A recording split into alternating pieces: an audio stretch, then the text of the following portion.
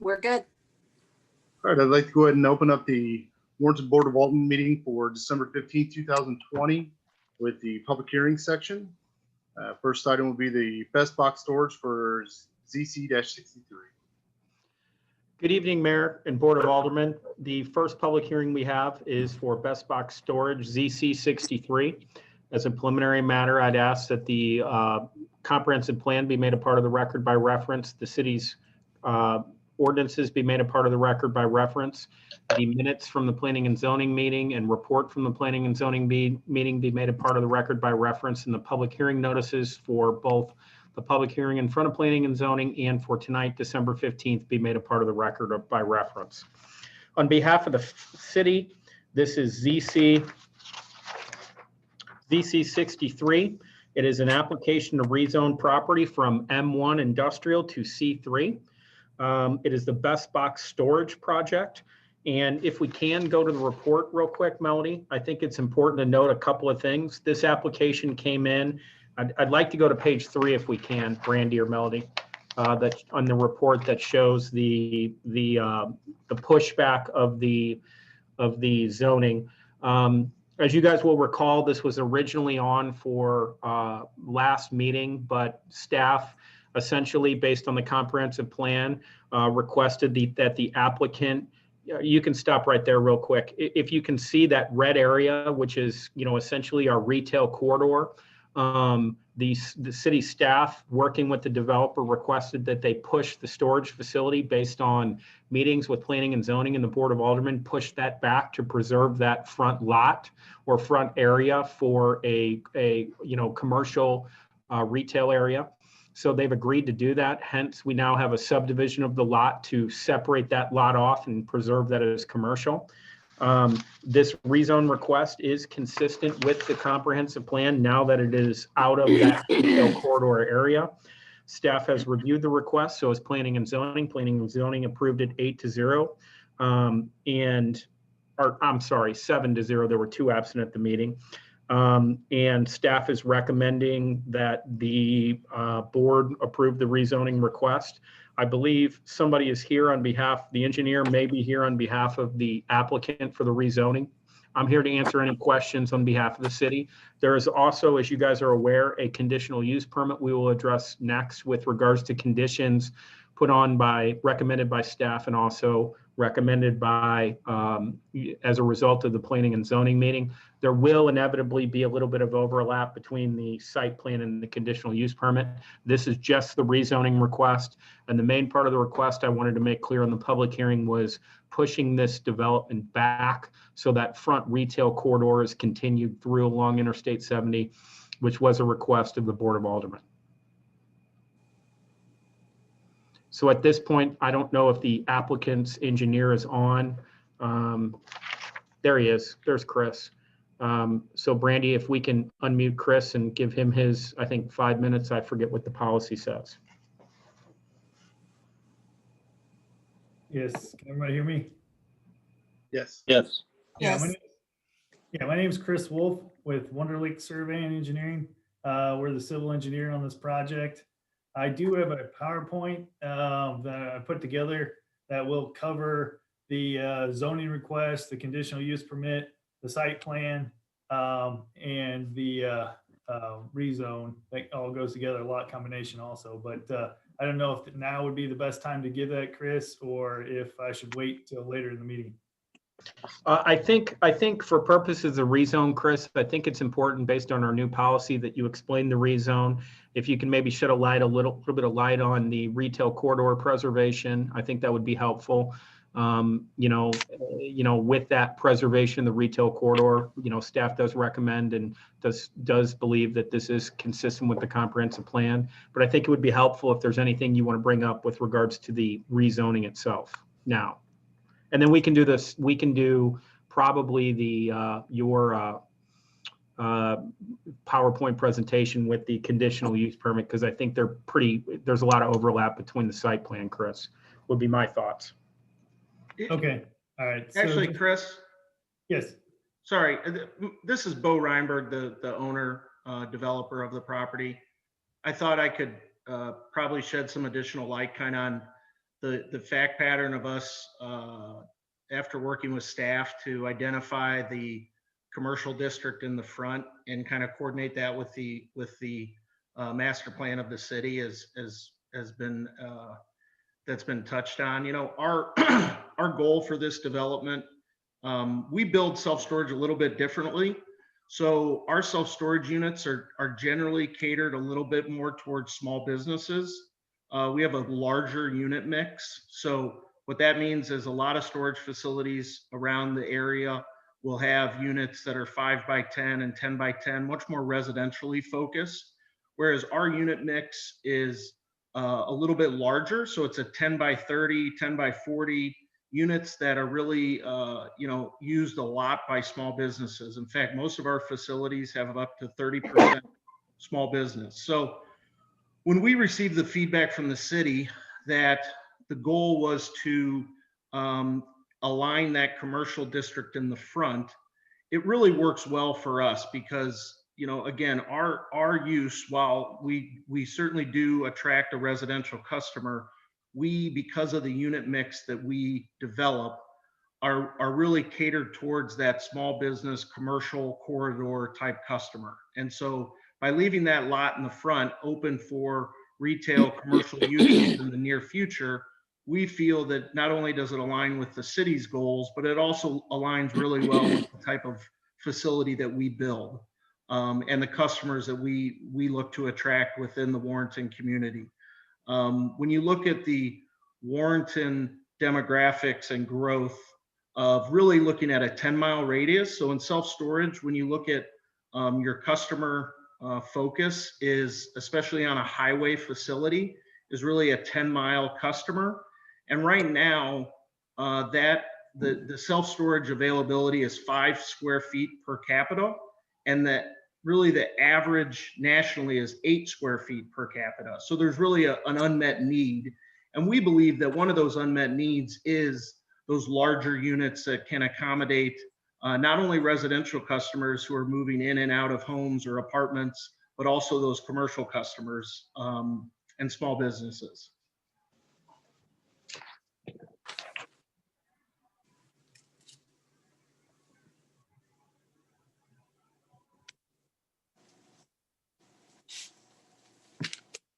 Chris, did you have anything you wanted to add to that? No, Mayor, at this point, I think you can call for public comment. The city has, unless there's any questions by the board, I know you haven't called for those questions yet. If there's questions by the board, I can answer them on behalf of the city. And then, you know, obviously the board will have the opportunity to ask additional questions during the presentation itself for the conditional use permit and site plan. Melody, do we have any comments from the public that were sent in by either email or by phone? I don't have any. Is there anyone raising their hand? I have none on Zoom. All right. Board, do you have any questions at this time? No. No. No. All right, Chris, can you move on to the conditional use permit, please, 72? Yes, thank you, Mayor. The next public hearing, as a preliminary matter, I'd ask that the comprehensive plan be made a part of the record by reference. The planning and zoning officers report for both planning and zoning and here tonight to the Board of Aldermen, their report be made a part of the record by reference. A copy of the public hearing notices for both planning and zoning and the Board of Aldermen be made a part of the record by reference, and the ordinances of the city of Warrenton be made a part of the record by reference. This is, once again, best box storage. It's the application for conditional use permit for self-storage. We already went through during the rezoning presentation with regards to the realignment of the front lot so we can preserve that retail corridor. Staff has analyzed that, and we have a number of conditions that we are recommending. We do find that the conditional use permit application, you know, we do recommend, and planning and zoning did vote 7-0 that the conditional use permit is consistent with the comprehensive plan and consistent with the overall theme and intent of the comprehensive plan. There are numerous conditions and some additional conditions that the developer may not be aware of that we discussed today as staff. But essentially, you can see there's an application on for tonight to subdivide that front lot off, and then, you know, essentially make that lot A.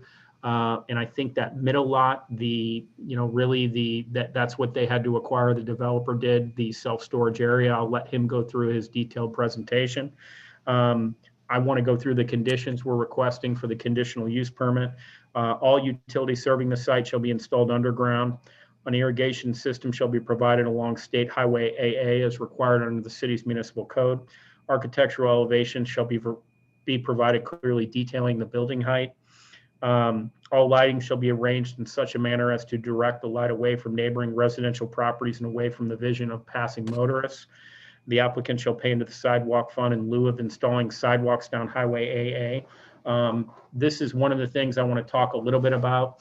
The question came up why there are no sidewalks along Highway AA. City staff went out and looked, and it is not practical at this point in time to put sidewalks on that side of Highway AA. However, as has been our practice and was mentioned at the planning and zoning meeting, in situations where somebody makes a request to donate to the sidewalk fund, we do ask that the property owner grant the city an easement for a sidewalk if that need should arise in the future. That will avoid the necessity of coming back and doing condemnation on the property to put those sidewalks in.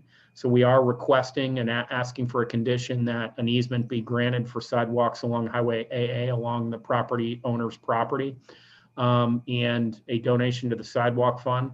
There is also a request as part of the site plan, and we are going to request this as a condition on the conditional use permit for off-site stormwater detention. Typically, off-site stormwater detention is not allowed by the code, but can be allowed as an exception granted by the Board of Aldermen. There is a donation that will be required. I think it's $1,000 to the stormwater fund.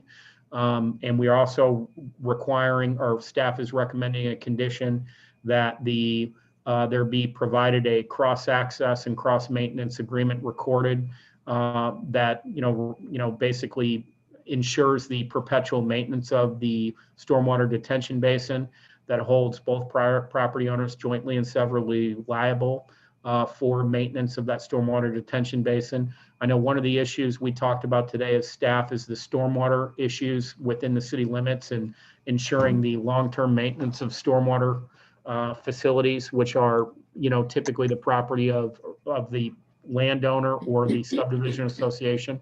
So consistent with those principles, we are asking for those additional conditions be added to the conditional use permit. My understanding, those have been included in the draft ordinance.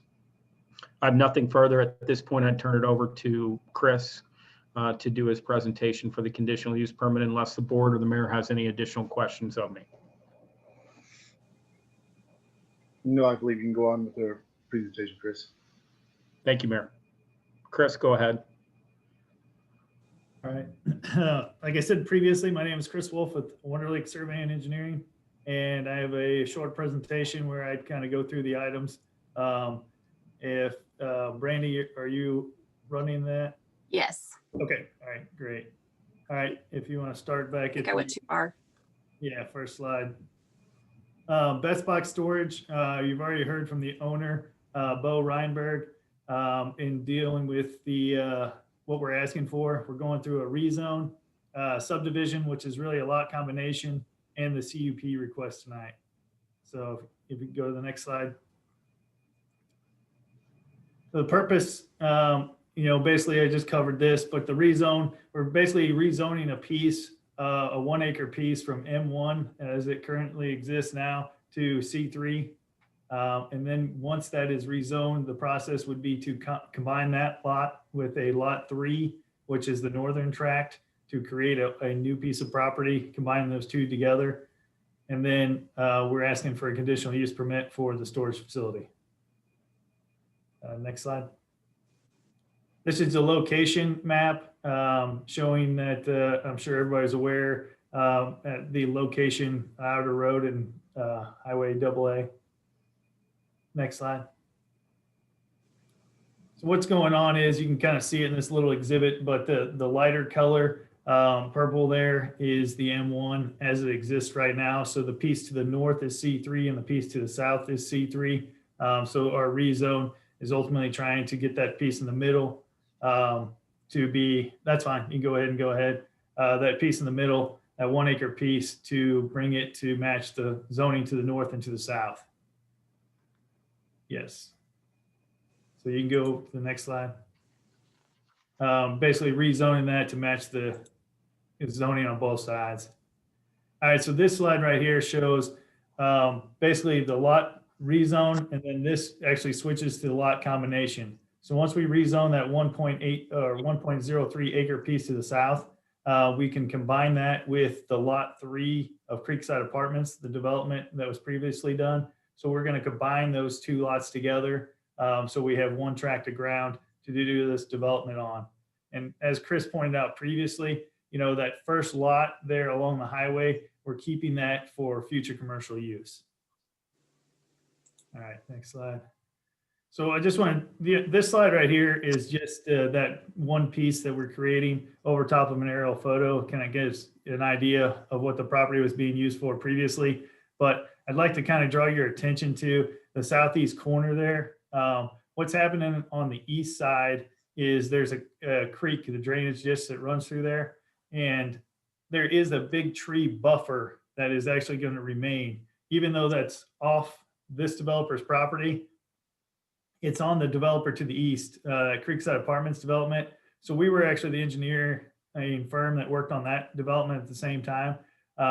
And because of the tree buffer being on across the creek from Creekside Apartments, there's really no benefit to the developer on the east side to take those trees out. So even though that development is not, this development doesn't go to the center line of the creek, those trees will remain as a tree buffer to the residential development to the east. If I can just make a quick point, Chris, part of that was a planned residential district that was approved there. One of the conditions that was approved for the planned residential district that was presented as green space, and the board required as part of the ordinance that green space be preserved. So he would have to come back and amend his ordinance in order to ever do anything with that buffer area. So I just wanted to provide that point of clarification. Thank you, Chris. Yeah, next slide.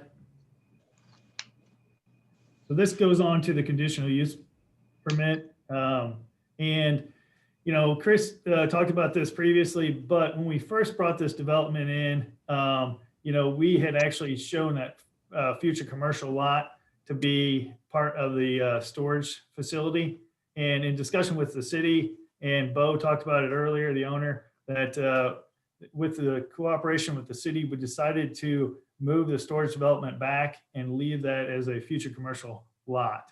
So what you're seeing as their conditional use permit is we have the 6 storage buildings here on this facility with a office that is in addition to those 6 buildings.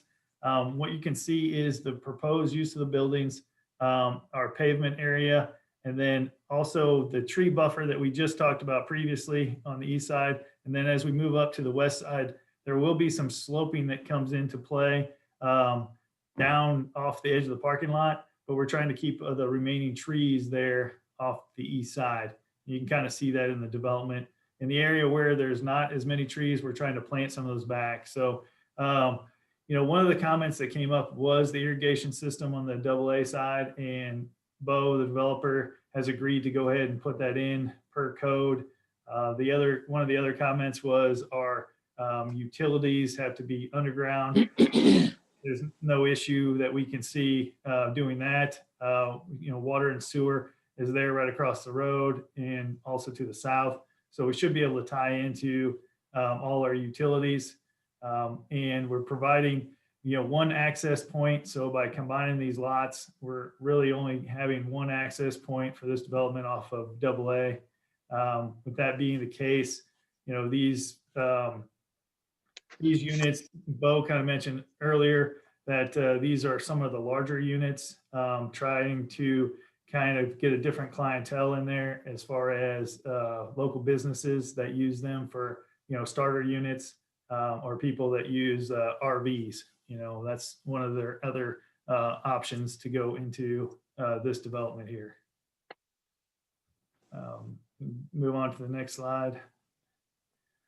So one thing that was brought up was the detention basin. So I was kind of touch on that. When we did the work for Creekside Departments, we designed the detention basin for that and submitted all that paperwork to the city for that detention basin. At the time that we did Creekside Apartments, the developer of Creekside Apartments owned these two pieces of property over here that we're actually dealing with for this development.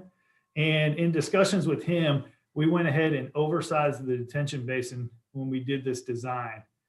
So we basically made the detention basin for Creekside Apartments bigger than what it would actually need to be per code. So what we're trying to do by doing this offsite detention request is this development here would have the stormwater over detained in the detention basin on the adjacent development. So at the time, it just made sense because the owner of Creekside Apartments owned both pieces of property. So we were trying to spare him future expense.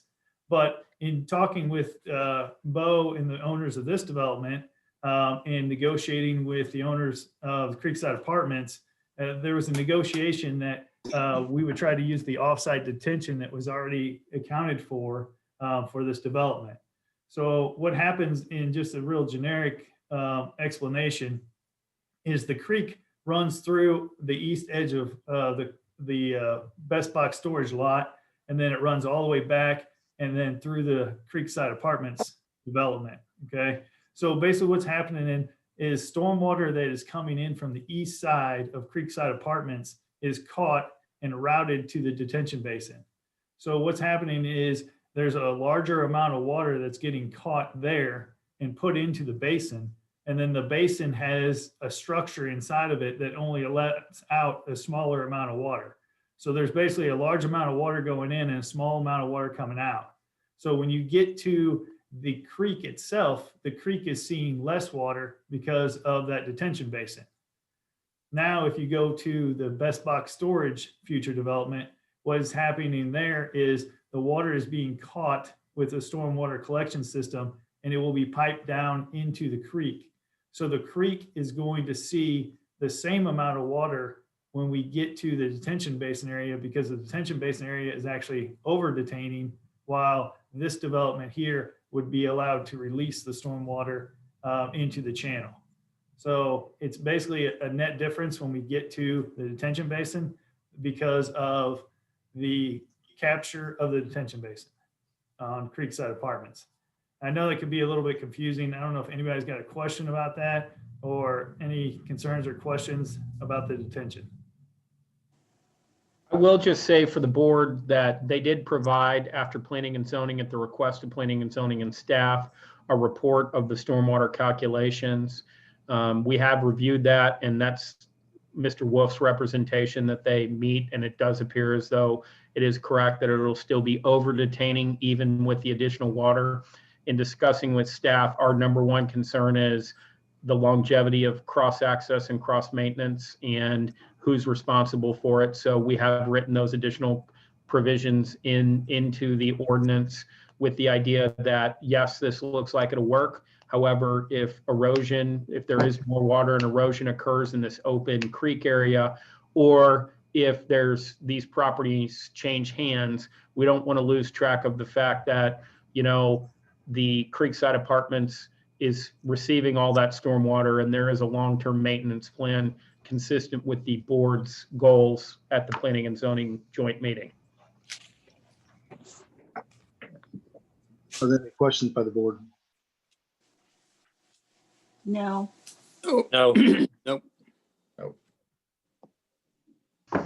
All right, yeah, next slide. This is basically just a picture of one of their existing facilities. This would be the smaller office building that's actually located outside of the fence and gate. So people would have access to the facility before they actually get to the gate. And then if you got any questions about the office or the staff, that would be a good time for Bo to come in and answer those questions. But I think the next couple of slides, if you want to just kind of go through them, are pictures of their additional facilities that they have. This is kind of give you, so getting to the conclusion slide. Basically, the storage facility conditional use permit, we have the rezone that we talked about, which is rezoning a piece from M1 to C3. And then we are basically combining that piece with another piece to the north to combine that into one lot. There's the natural tree buffer of the woods and the creek that we kind of talked about, keeping that over there on the east side. We have submitted this plan to the fire department and received approval from them. And we have submitted the plan to MoDOT and they approved our entrance location. Just another comment is, the green space, 36% of our site is green space. So we did try to keep some green space, and with our additional plantings and landscaping that we had shown on our conditional use permit and on the details also, we will be planting back trees and shrubs also. That concludes the presentation. If anybody's got any additional questions, I'd be happy to answer. This is Terry. I just want to clarify something I thought I heard you say. Are you planning on doing outside storage of RVs and that kind of thing on this lot as well? No, that's a question that Bo can answer, but him and I have talked about, and I don't know if he wants to jump in here, but there will be no outside storage. The RVs are actually parked inside. Okay, thank you. Yeah, so that, just to follow up on that, what we do is a 15-foot wide by 50-foot deep unit that has a 12 by 14-foot door. And that's for those RV customers that want to store their vehicles inside. So it's a big unit, but nothing will be stored outside. Thank you. You're welcome. Any other questions by the board? Are Are there any any plan? I'm sorry, is there any plans right now for that front lot? Not at this time. We wanted to get through this process, and what we found is generally work starts in an area where, obviously with the apartments next door and other movement, we think that the viability of uses coming to light for that front parcel are only increase as we kind of start working on the stuff behind it. Improves kind of the entire streetscape along there.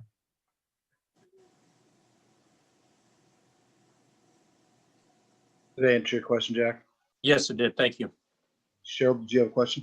Yep, that was going to be my question. So thanks, Jack. Great minds think alike.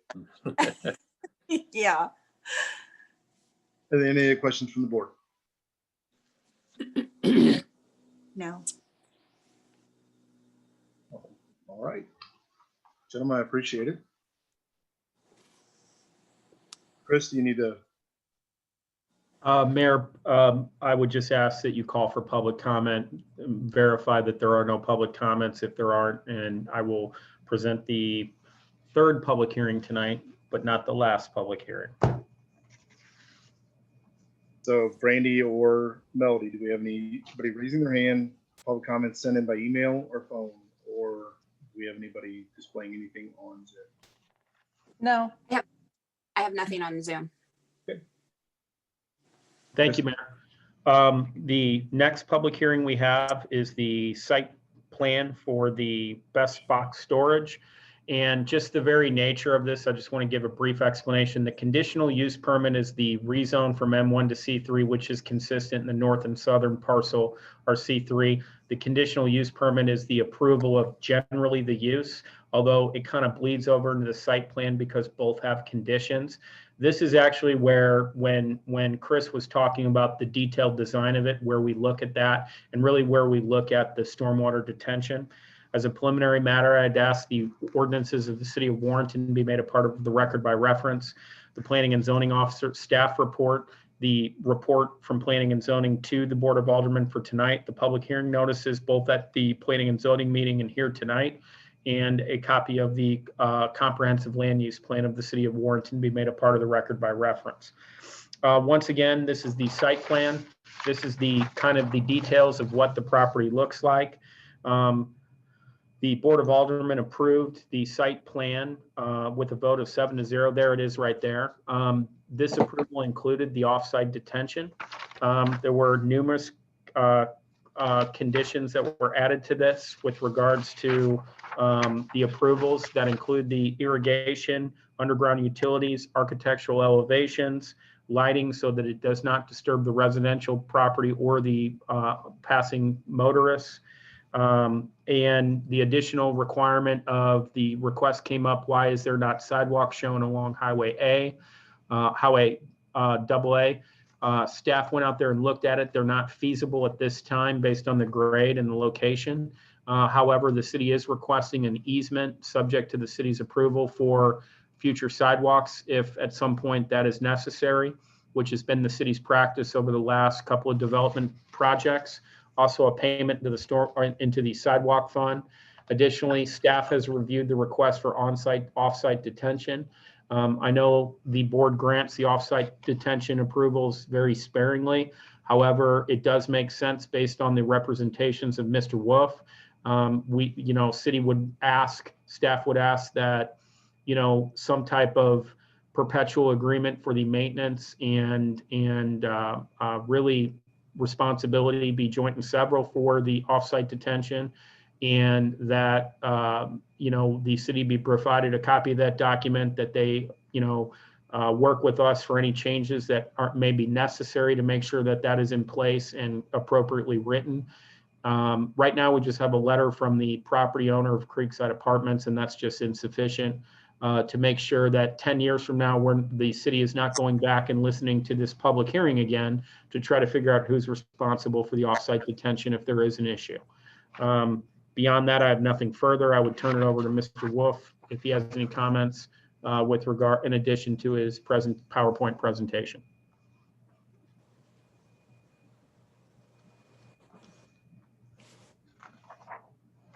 Yeah, Chris, I mean, just to touch on that, in dealing with the developer of Creekside Apartments and dealing with Bo, I don't think there's any issues with providing that additional documentation to the city as far as the cross-access easement to ensure to the city that the basin will be taken care of. As far as the site plan goes, I touched on it in the PowerPoint. If anybody's got any additional questions, I'd be happy to answer them. Anybody have any questions on board?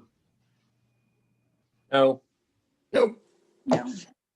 Brandy or Terry, is there anybody, or I'm sorry, Brandy or Melody, is there anyone that has their hand raised or has sent anything in or called in? No. Do not have any. Okay. Mayor, if I may, I'd proceed to the final public hearing. I know you guys have enjoyed listening to me drone on all night. The final public hearing is an application to really correct what really was a staff oversight in the conditional use section. I know you can kind of see part of it there in the Zoom. Essentially, what we discovered was that food trucks, which we wrote that ordinance originally with the idea that I believe it was RC1, RC1 zoning district, to allow essentially food trucks in there, food service. And this is correcting it to allow it in Appendix A, because when a request came up along that RC1 corridor, we assumed that that type of food truck or food service would be allowed. We realized that it was not allowed, so we added that provision into the code to make sure that that intent of the Board of Aldermen and the mayor was carried out. Any questions from the board? No.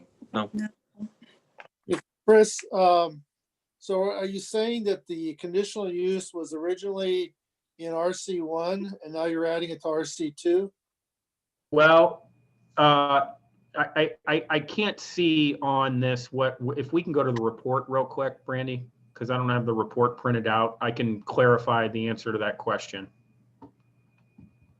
It was added to RC1. Yes. It was already in RC2. So was there a public hearing on this to put it into RC1? Yes. And this is a public hearing too.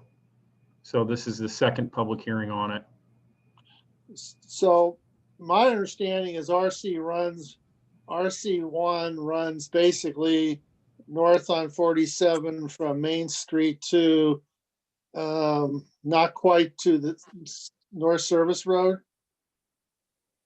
or South Service Road. Is that correct? I would have to look at the zoning map, Alderman Ock. It sounds correct if I remember it correctly, but I don't know, Brandy, if we can pull up the zoning map and look at that real quick. So the thinking is along that corridor, we want to allow fast food restaurants to come in there? Well, it's not fast food restaurants, if I can, Food truck. yeah. It's walk up. It's a food service walk in, comma, walk up restaurants. Yes. In, It would be comma, food. walk. So a walk-in restaurant, it doesn't say it has to be mobile. So what would prohibit somebody from coming along and put a Sonic in the middle of that section? Well, you couldn't have, I mean, that would be drive through or drive in. I think that's distinguished in our code if we look at the appendix, if I remember correctly.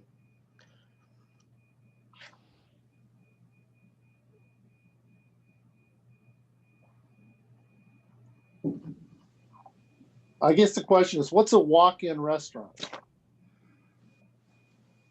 That's my question. One where you can't sit down and eat. Well, this does include walk-in with drive-through, with drive-in or drive-through. So you are correct, Alderman Ock. That does allow RC1 as a conditional use that to be in there. If that is indeed the case, that when it comes to discussion and vote, I'm going to object to this because I don't believe the city needs to be putting or allowing a that type of restaurant in that area. We've worked hard over the years to maintain the look of that corridor. And I think to keep that would be appropriate. I think a number of us have been a little upset about the dollar store. I can't remember if it's Dollar Tree or Dollar Store going in there when you have, homes being used for businesses. You've required the Jonesburg Bank to do certain things with their stuff. And I personally am opposed to this change if the change is adding conditional use to RC1. Well, and I wonder, Alderman Ock, if we took this back to the lab and worked on it a little bit more, would you have the same objection if it was just mobile food trucks, walk-up food service, no walk-in, no drive-through? Well, I'm trying to think of where that would occur in that property, where it's occurring now in that area. I don't know if that's directly inside that property or it's just or that zoning, or it's just to the north, because you have a commercial business that's, I think, trying to do a restaurant, and they're pulling up in front of their restaurant with their vehicle. So it's already zoned for the restaurant, and they're just using a truck instead of having people walk in to a restaurant. I assume at some point in time, as their business gets going, they'll probably just have a restaurant there. I don't know. I have to think about it, but can you envision along that stretch where you would want to bring in food trucks? I can't myself, so I would probably object to it there too. Because most of the other businesses in there, are smaller retail or service businesses, and it just seems that the area, in my opinion, shouldn't have that type of service in the area. Well, we already have Two Dudes Barbecue right there. But I think it's just north of the corridor. I thought Chris said it went to the North Service Road. Well, I said that because I don't know. I didn't have the map in front of me. I think we have it pulled up now. We So, scroll down on the map. C3. Yeah, so you can see there on floor, where floor is above Florida, there's RC2. And I think that encompasses those 3 brick homes that are sitting there on the east side. But then it goes commercial to pick up the 3 dudes and pick up that quilt shop and pick up that complex that I think Kent Hicks has his real estate company. So I think those are sitting in an C3. This is Terry. Part of what brought this up to begin with, beside the food truck question, was a question by someone who was interested in putting some type of food service in there. And when we looked at it, they pointed out that a bakery is allowed in RC1. A walk-up serving bakery is allowed. And how did that differ from some type of walk-up food service of another fashion? Well, how was that allowed in there if it wasn't in the appendix? And it's just The bakery is in the appendix and has been for quite some time. So is the bakeries in a separate category? It has its own category. Yes, that's correct. Well, to be honest with you, Terry, I wasn't on the board. I don't think when that was approved, I would have objected to that too. So. Yeah, so it was a very good question about how that in particular was an allowed situation, but food service not. So, and at one point we had, I believe, a bakery approved in that stretch, did we not? Yes. Yes. We did. Bakery retail trade is not conditional, it's permitted. Correct. And again, I would have objected to that also. Yeah, because I really feel it's important that we preserve that corridor, because when you come into town off the interstate and you start heading south, I think it looks different. It makes more of a statement about Warrenton. You see what we've invested in, the lights on both sides, on the sidewalks on both sides. We always hear those comments, oh, we don't want Warren to become the next Wentzville. Well, if we start allowing a lot of commercial type businesses like that in that area, guess what you're going to have? In my So I think Alderman Ock, this is a great discussion because these questions come up, and a lot of this is trying to bring forward these issues for these types of discussions, Alderman Ock. So when we get to this agenda item, it would be really great, because I start thinking about, well, do we want to create within that area of the retail corridor a limitation?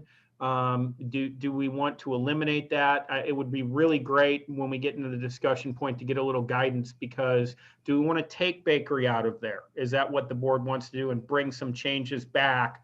Or do you want to allow some type of limited temporary food service where somebody could put a food truck in the Dollar General parking lot for hot dog service or whatnot? Because these requests come in, and sometimes we look at it from an academic perspective of, we allow this here, but we don't allow this here. How do we homogenize that?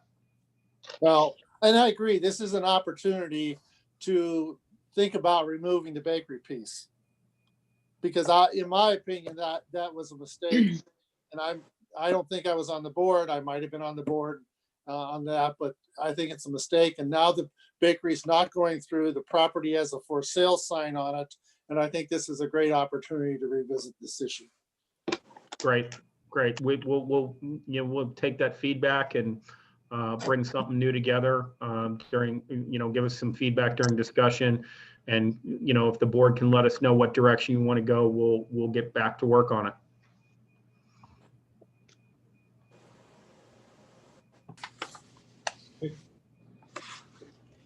Any more questions for the Appendix A permit and conditional use for ADM 114? No. No. All right, I'm going to go ahead and bring the public hearing section closed for the Warrenton Board of Aldermen meeting for Tuesday, December 15th, and open the regular Board of Aldermen and start out with consent agenda. We have the special board meeting minutes from November 23rd, 2020, and the regular meeting minutes from December 1st, 2020. We'll approve the consent. I'll entertain a motion to approve the consent agenda items as submitted. So moved. Second. Who do you have as first, Melody? Alderman Dyer, Motion made by Alderman Dyer, seconded by Alderman Schultz. Roll call vote. Alderman Deloy, Yes. Alderman Schultz, Yes. Alderman Crump, Yes. Alderman Dyer, Yes. Alderman Ock, yes, Alderman Miller. Yes. Motion passes 6-0. Next, we'll be hearing from the public. Do we have anybody that's raising their hand or has called in or sent in a message? I do have an email that was sent. Excellent. Could you please read it, please? Brandy, sorry, didn't get back to you. Where I work, we had some nurses come down with COVID, so I have been working days. If you could please pass on my comments, I would appreciate. I have to work Wednesday and will be in bed early on Tuesday. Mayor and Alderman, this is a personal plea to you to put a mask mandate in Warren County. I almost lost my 32-year-old son to COVID. He is now considered a long hauler with lasting effects from the virus. The virus left a path of destruction as it plowed through his body. Top of the list is not being able to breathe. Try breathing through a coffee stirrer. That's what it's like for him. But I get your thought process. He is only one person, and why should you concern yourself with him when there are folks that are recovering from COVID and worst of all, dying? A lot of this can simply be avoided by wearing a mask. I watched the other day as the Walmart door greeter offered someone a mask for him to turn and give her attitude. I have no idea why these poor door greeters continue to endure this treatment. Then there is agape.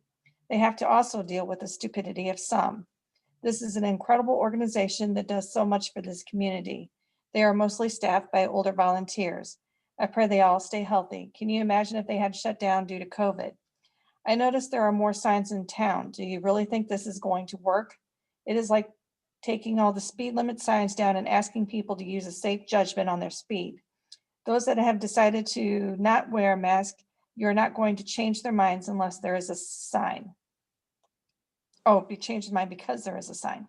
In case you didn't know, Missouri Bank has closed their lobby due to rising COVID cases. Now, what does that tell you?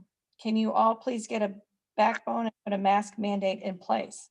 Take some of the stress off these businesses that are trying to keep their employees safe while our local and state government turn their backs on them. I am told that you are following what the state government is doing. Why is it that many other around us are implementing mask mandates? Yet here we sit as our numbers rise.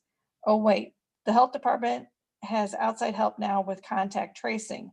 You are afraid of losing businesses in town. Too late, it is already happening.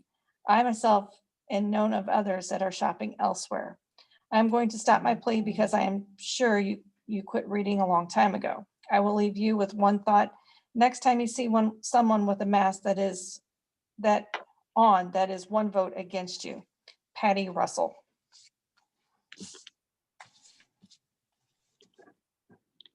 Any comments on that from the board? No. I would like to know what cities have this mandate. I mean, St. Charles County or St. Washington. Louis County does, I know that, but Washington County? Missouri, the entire Lincoln County has a mask mandate. We are surrounded by people with mask mandates. like, I know in St. Charles County it's not, so just because I work there, that's why. Again, I have 2 points. One is, I think she needs to understand that we can't put a mask mandate for the county. We can only do it for the city limits. So I think that needs to be stated. The second point I think she needs to understand is that the governor has advocated his responsibility and said he's not going to do anything, it's up to us. And I think if you listen to him over and over again, he's quite clear about that. He doesn't feel like it's his position to make mandates on the local level. He feels it's our responsibility. Those are my only 2 comments.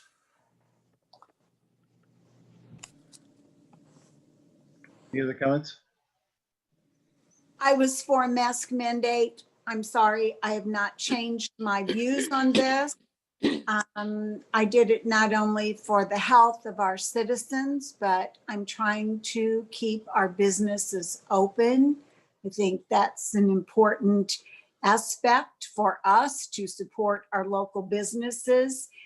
And I'm very disappointed that although we have signs, I have a sign in my front yard advocating for people to wear their mask, that the message is not getting through to people. And I guess I've kind of given up on how to get that message across, because we still have people that don't get the severity of it. And it used to be we knew someone that had COVID. Now I think each and every one of us can say they personally knew someone that has died. So I don't know where we go from here. That's my comment.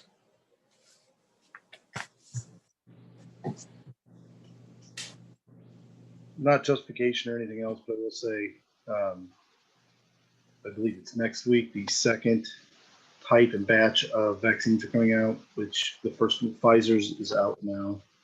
It is being, and, I'm not saying that it's justification to or not to, but it is hope on the horizon. Well, I guess my concern in that regard is, will our governor step forward and help us get the vaccine to the places that we need it? Or is he going to say that's up to the municipalities and the counties to take over getting vaccine where it needs to get? I'm done. No, they're already here in the city. I mean, I want to be, I'm not trying to justify anything that the governor is going to or not going to say, but I do want everybody to be informed. Compass Health is starting the vaccines with first responders and people that are in direct contact on a constant basis with it. And I think they're going to carry forward from there. And I believe some of the hospitals are signing contracts that they will do 10,000 doses in a week, I believe. So they're trying to get them out to different places. I'm not going to speak for if they will or not, but the plan is moving forward decently, I guess. It sounds like it's going to become more readily available for what they said, like it would be readily available to the public by the spring. It sounds like it's going to be early spring. I'm not guaranteeing it, but that's what it's sounding like so far. So there is a little positivity in that. Cheryl, I know it's not the answer you're looking for. I'm just trying to give a little bit of positive, note. I just continue to run into people that like me don't understand why we can't do more. So people on both sides. No, I agree with you. I agree. I got stopped by somebody the other day for wearing a mask and wanted to argue with me. And I just said, sir, I appreciate your opinion, but that's your opinion. I'm going to wear one. It doesn't mean I have to take it off because you don't like it. Thank you for your opinion. Anyway, any other comments? That were either emailed or that are stated on Zoom? No. I have none. All right, next, I guess any public comments for the best box storage SUB D-82?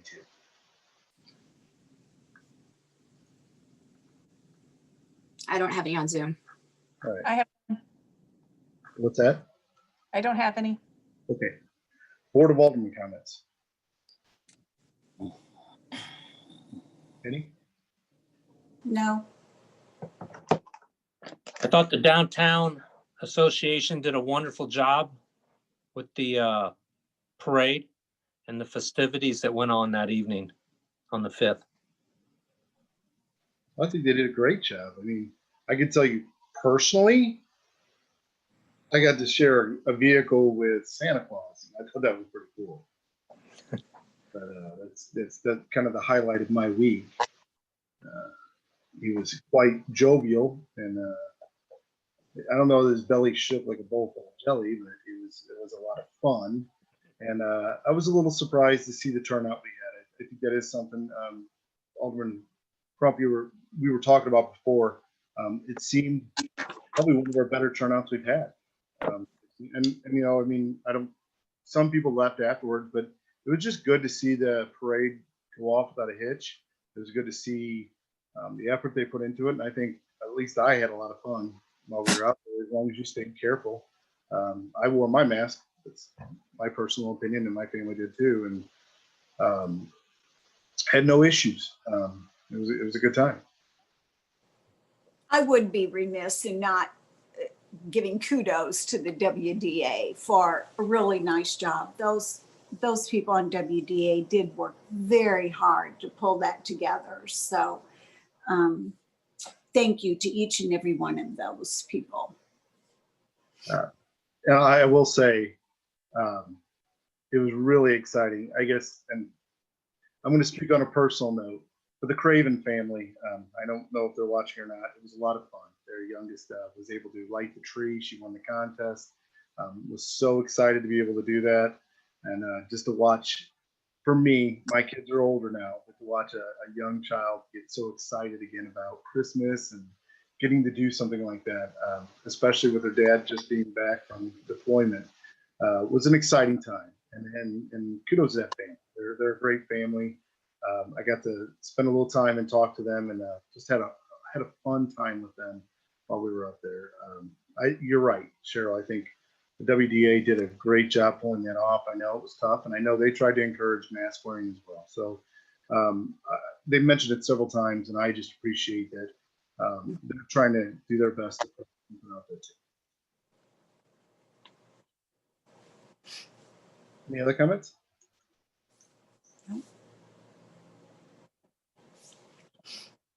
Well, we'll move on to the mayor comments. I've got a bunch here, and I think I just kind of talked about the WDA, which was pretty exciting.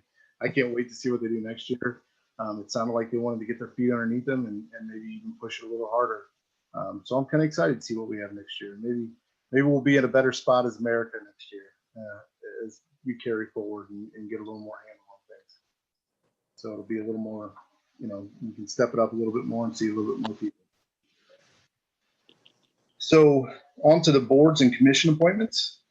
For the Board of Adjustment, 5-year term, I'd like to reappoint Rich Barton.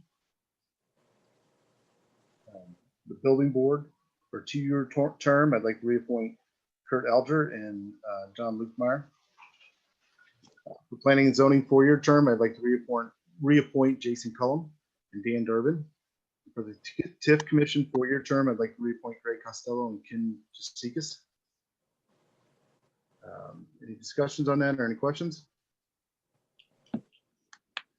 No, but I appreciate these people serving on these boards. Well, and Cheryl, if you don't mind me sharing, Cheryl served on one of the boards at least, if not more. And so she does know some of the work that needs to go in and what they sacrifice just for volunteering. So thank you, Cheryl. Entertain a motion to approve the mayor's appointments on the Board of Adjustment, Building Board, Planning and Zoning, and TIF Commission. So moved. Second. Motion made by Alderman Dyer, second by Alderman Miller. Roll call vote. Alderman Schultz, Yes. Alderman Crump, Yes. Alderman Dyer, Yes. Alderman Ock, Yes. Alderman Miller, Yes. Alderman Deloy. Yes. Motion passes 6-0, and thank you, folks. I do, Cheryl, you bring up a good point on that. I know we're past that by the vote, but sometimes that is something we don't acknowledge too much, that they do volunteer a lot of time away from their families and do different things, and it's almost on a daily basis when they're asked, they step up. We don't recognize them enough sometimes, in my opinion. So thank you for bringing that. It gets remissed at times. Recognition of employee service awards. I have a long list that I'm actually pretty excited about. There's some marks here that I hate to say it, but I remember when they started working here, which was a long time ago. Terry, do you want me? Am I going to read the police awards as well, or is that Chief Howard? Chief, do you want to do that or you want the mayor to do it? I was not planning on it, so I didn't bring the list. Okay, I can do it. Mayor? No problem. So for service awards, we have 4 and a 5-year mark. Would be Nicholas Clark or Nick, Brenda Klinger, and Jason Hanner. For the 10-year award, we have 3 people: Randy Walters, Jenny Heine, Guy Jeevers. And for the 15-year, we have 2, Cindy Whitmore and Chase Ledbetter. So I'm excited about all those, but these 20-year marks, little hits home for me because two of these, well, all three of them, but two of them started when I started in the business, and I appreciate that they're still doing the same thing we started doing. One is Chief Larry Ellard for 20 years, and the other one is Officer Matt Mosier, and then Kathy Wisniewski. I always mispronounce her name. If I butchered it, I'm sorry, Kathy. But I remember when all of them started with us, and it was an exciting time, and I appreciate it, guys. It's been 20 years is a good mark, and it's something that doesn't get very often, so thank you. So for the police awards in 2020, the Life Save Award, the first one is for Officer Zachary Glatz. He gets, is it 3 awards? Is that right, Chief? Then there's Officer Pierce Krieger for 1 award. Officer Evan Owens for 5 awards. Officer Kyle Schutte for 1 award. Corporal Alexander Stevens for 3 awards. Corporal James Clackmeyer for 2 awards. Corporal Alexander Scribner for 1 award. Sergeant Jim Buckley for 2 awards. Sergeant Chase Ledbetter for 1 award. And Sergeant Matt Schmutz for 1 award. Congratulations, guys, and you're a vital part of our team, and we appreciate it. Mayor, could you please explain to the public how these awards are achieved, since there are so many of them and it's really significant what this Life Save Award entails? I can, but I almost think I'd rather let the chief, in case there's some details that are to each one that he may remember, you can go ahead and speak on. Okay. Thank you. Sure. So basically, during the calendar year, our guys will arrive at a scene and, you know, at a cardiac arrest or an overdose or, you know, traumatic injury, anything like that, and they'll apply life-saving measures to somebody. As you know, we've got automatic external defibrillators, we've got Narcan, so these guys are quick, they get on the spot quick, and they're able to render first aid. This year, we got quite a few. There was quite a few overdoses that they intervened with Narcan. And let me add in there, when he's talking about the AED, the defibrillator, that was started way long time ago, but that by someone who's no longer with us, and I really appreciated her efforts within the police department. That Carol Deacon, very instrumental and very strong and powerful in getting that done. And I just appreciate it. She put forth a lot of effort and was very passionate about it. And very often our officers are the first ones on the scene. So prior to the ambulance even getting there, our officers are there. So thanks to them for their quick response to all of these incidents. And we really appreciate you. So thank you. And Cheryl, you're right, because a lot of officers are cross-trained to be able to assist because they can get there a little bit faster. But pay it no mind, I can guarantee you from my past experience, I'm sure Chief Ellard's, when the ambulance pulls up, you put out a sigh of relief, because sometimes you get the stress that it's in, and you'd rather be there to be able to assist, because it is hard to be cross-trained and know exactly how to do everything you need to do. So hats off to all of them, but yeah, you're right, Alderman Dyer, it is extremely important, and I'm glad to see that we're recognizing them. So I have some other ones for letter of accommodations. One would be Officer Zachary Glatz, Officer Pierce Krieger, Corporal Christopher Anoli, is that correct? Did I say that right? Anol? Inlow, sorry, Christopher. And that's ×2, he has 2 of those. And then Sergeant Detective Jason Hander. Is there anything you'd like to say on that, Chief, or? No, again, I don't have those letters in front of me, or I'd give you a rundown of what they are. If Lieutenant Unger's on, he might have them. Well, and I know we're kind of at a little bit of a different area when we're on Zoom instead of in person, because sometimes it's easier to be able to handle stuff. So there's 2 letters of appreciation, one for Officer Nicholas Clark and one for Officer Kevin Swoper. Years in service in law enforcement, this does not include the city service award, would be Chief Larry Ellard for 20 years in law enforcement, Officer Matt Mosier for 20 years in law enforcement, and Officer Tim Burks for 30 years in law enforcement. Top gun for 2020 was Corporal Alexander Stevens. And a bachelor's degree, is that correct, Chief Ellard? Yeah, she was able to earn her bachelor's degree while also coming to work full time. So, And it's Paige Beamer, correct? yes. Excellent. If you haven't met her, short story about that. I saw her at Schnucks one time and gave her a little bit of trouble, and she kind of turned around and she was with Sergeant Ledbetter, and Sergeant Ledbetter introduced us. He goes, "He's just playing around." She kind of turned and said, "Okay, I'm sorry." It was about a color of her cell phone case, but she had a really good attitude and laughed and smiled. And since I've seen her out in the public since then, she's very much a good part of department and the way she just takes towards the public. I appreciate her.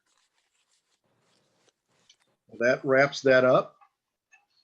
So if I missed anybody or mispronounced, you can crucify me later. I apologize. Next on the agenda will be the liquor by the drink license for Casa Tequila Cantina, located at Shops of Warrenton. Any questions on that? I feel terrible. I didn't realize this was open. Have they not opened, or? We have not opened yet. I was just saying, Oh, okay. I went down there the other day and I didn't see it open, but it doesn't mean that they're not now. So They're just trying to get all of their stuff in order before they open. which is good. Oh, okay.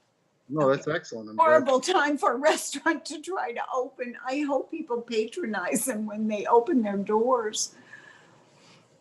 Well, I mean, part of their name, I'm sure they will.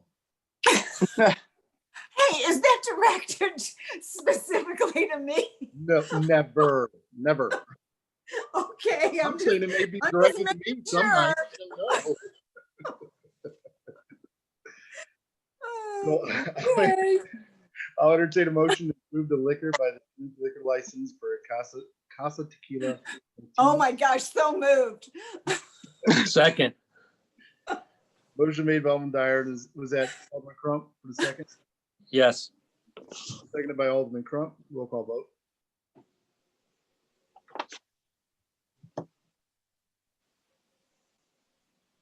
Alderman Crump, Yes. Alderman Dyer, Yes. Alderman Ock, Yes. Alderman Miller, Yes. Alderman Deloy, Yes. Alderman Schultz. Yes. Motion passes 6-0. Next will be the presentation of the audit results.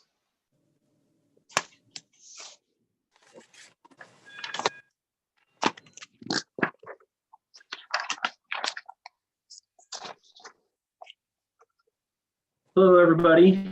My name is Alan Schulte, and I worked on the audit again this year. It's been a number of years that we've done it.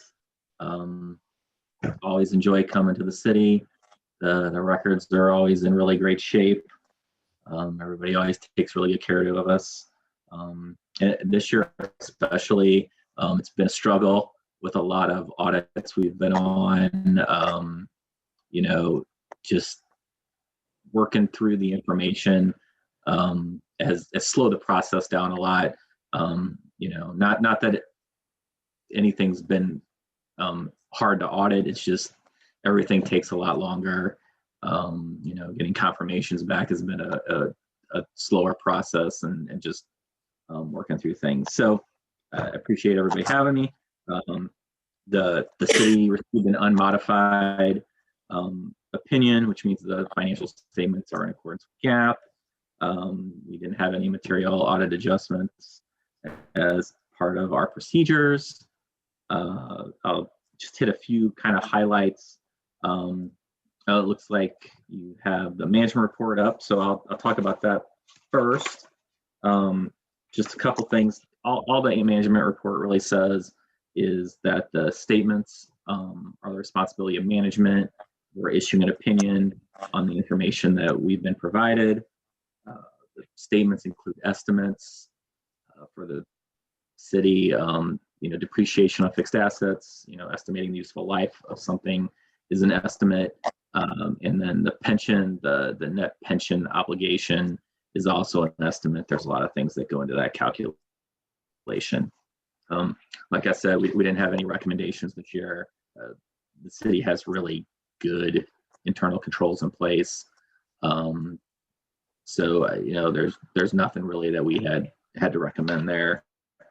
There are some graphs with that. There. So the first one is general fund. You'll see some decreases in fines and charges for service. Mostly COVID related. The fewer stops by the police. Having to close the aquatic center for part of the year. Sales tax was up, and we're kind of seeing the tale of two cities this year when we go to different places. If you're a city that has a Walmart and a grocery store, Dollar General, just check for Warrenton, you probably saw an increase in sales tax. If you were a city that had restaurants and some other things that couldn't operate, weren't essential, then you probably saw a decrease in your sales tax. So, the city is lucky in regards to the mix of businesses that they have there. The next graph is general fund expenditures.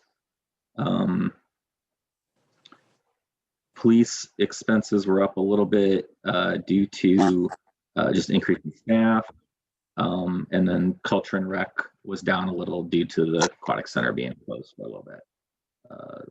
Third graph is water and sewer.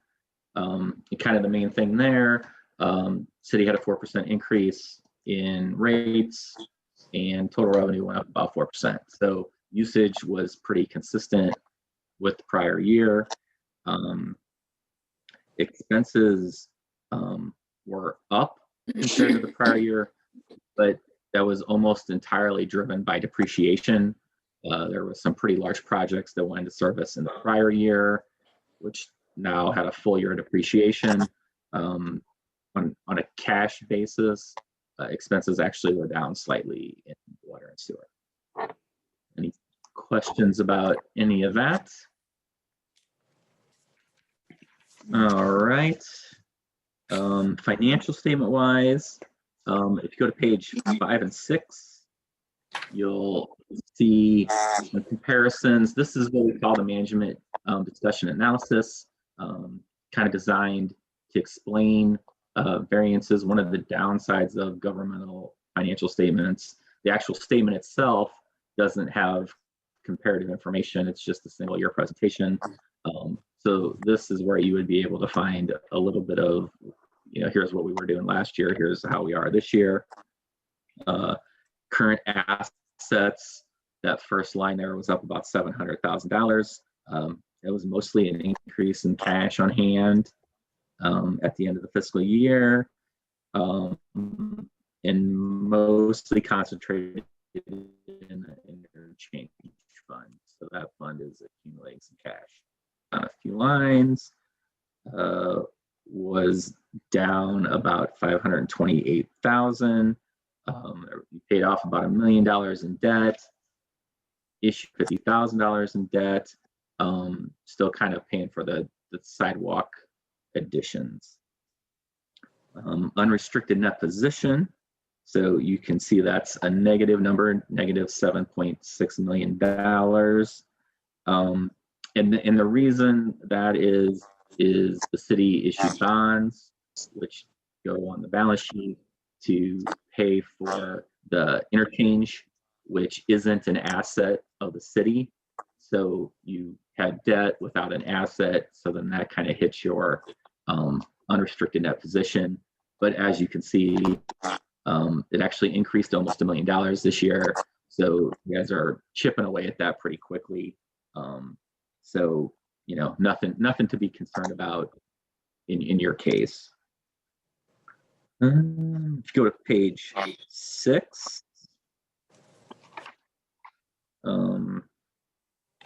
that's the water and sewer fund information. Cash was up about $700,000 there as well. And again, you know, just accumulating some cash. Current liabilities were up about $700,000, which is because you had some large projects going at the end of the fiscal year. So that $700,000 in cash increase is really going to go to pay those accounts payable at the same level.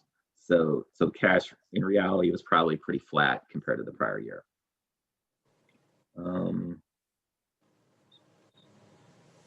If you go to the next page, page 7, that's revenue and expense comparisons. And you can see that on a government-wide basis, charges for service were down. Like I said, COVID, you know, restricted some of the recreational activities. Sales tax was up.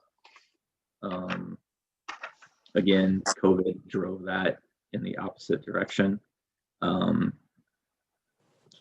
Property taxes were pretty much flat. I know that's kind of rolled into that tax number, so you can't really see it, but you can see it on that one graph. They were pretty much flat. Total expenses were up about 2%, which is pretty good. And most of that was police, just due to more staffing. And streets were down about 80,000. And that one will fluctuate a little bit depending on whether projects are the types of projects that you capitalize because they're an improvement, or if they're just a repair. So if it's a repair, it's an expense. If it's an improvement, then it goes on the balance sheet and gets depreciated. So that's kind of the driver there. Any questions about any of those numbers? Okay, if we go to page 8, that is revenues and expenses for water and sewer. There, again, like I said, there was about a 4% increase in rates, which resulted in about a 4% increase in total revenue. Expenses were up about 200,000, which is about 8%. Again, all driven by depreciation.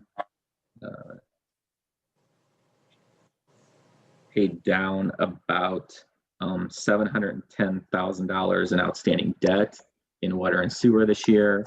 So chipping away at that. If you skip ahead to page 22 real quick, that's the cash flow statement for water and sewer. And just something you probably don't see that often. So the first section is cash provided by operations. So the operations of the water sewer provides about $2.8 million a year there. But out of that, you got to pay principal on your debt, which is about $710,000. Pay interest, which was about $145,000. Capital asset additions, which was almost $800,000. And then there's also a transfer over to the general fund to cover some admin costs and stuff provided to water and sewer. So, you know, so which leaves a net increase in cash of about $500,000 there. And again, some of that was because AP had increased at year end, so there was some cash owed to vendors in that fund. Any questions about any of that? All right, and I'm gonna go backwards a little bit to page 18. The one thing I usually just talk about here is fund balance in relation to expenditures in the general fund. So the ending fund balance was about $3.7 million. Total expenditures for the year were just over 6 million. So the fund balance would cover about 225 days of expenditures. So, you know, a little over 6 months, 7 months worth of expenditures. So just kind of as a reference point, you know, I mean, you guys are a heavily sales tax driven city. So, you know, you do get the repeat income every month. You know, if you were a city that was driven by property tax more so, you would maybe have to look at it differently. But, you know, that is the condition that you're in there at the end of June. Capital Improvement Fund has about $550,000 in it available to spend. And again, those are restricted funds so that the revenue stream has limited things that you can spend it on.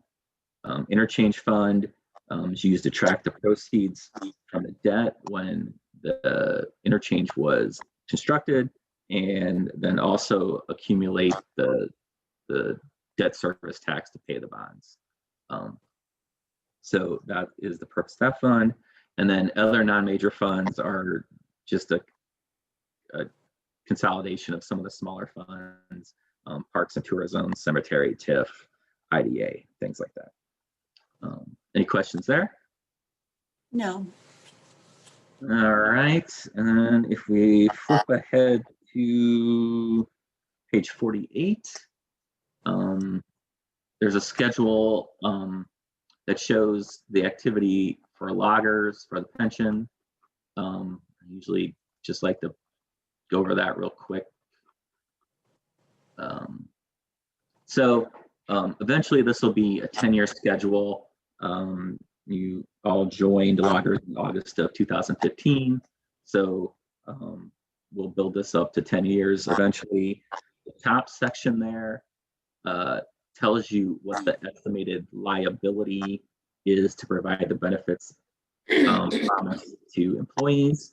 And at the end of June, that was $2.4 million. The next section are the amount of assets set aside to pay those benefits, which are $1.1 million, which then gives you a net pension liability of $1.2 million.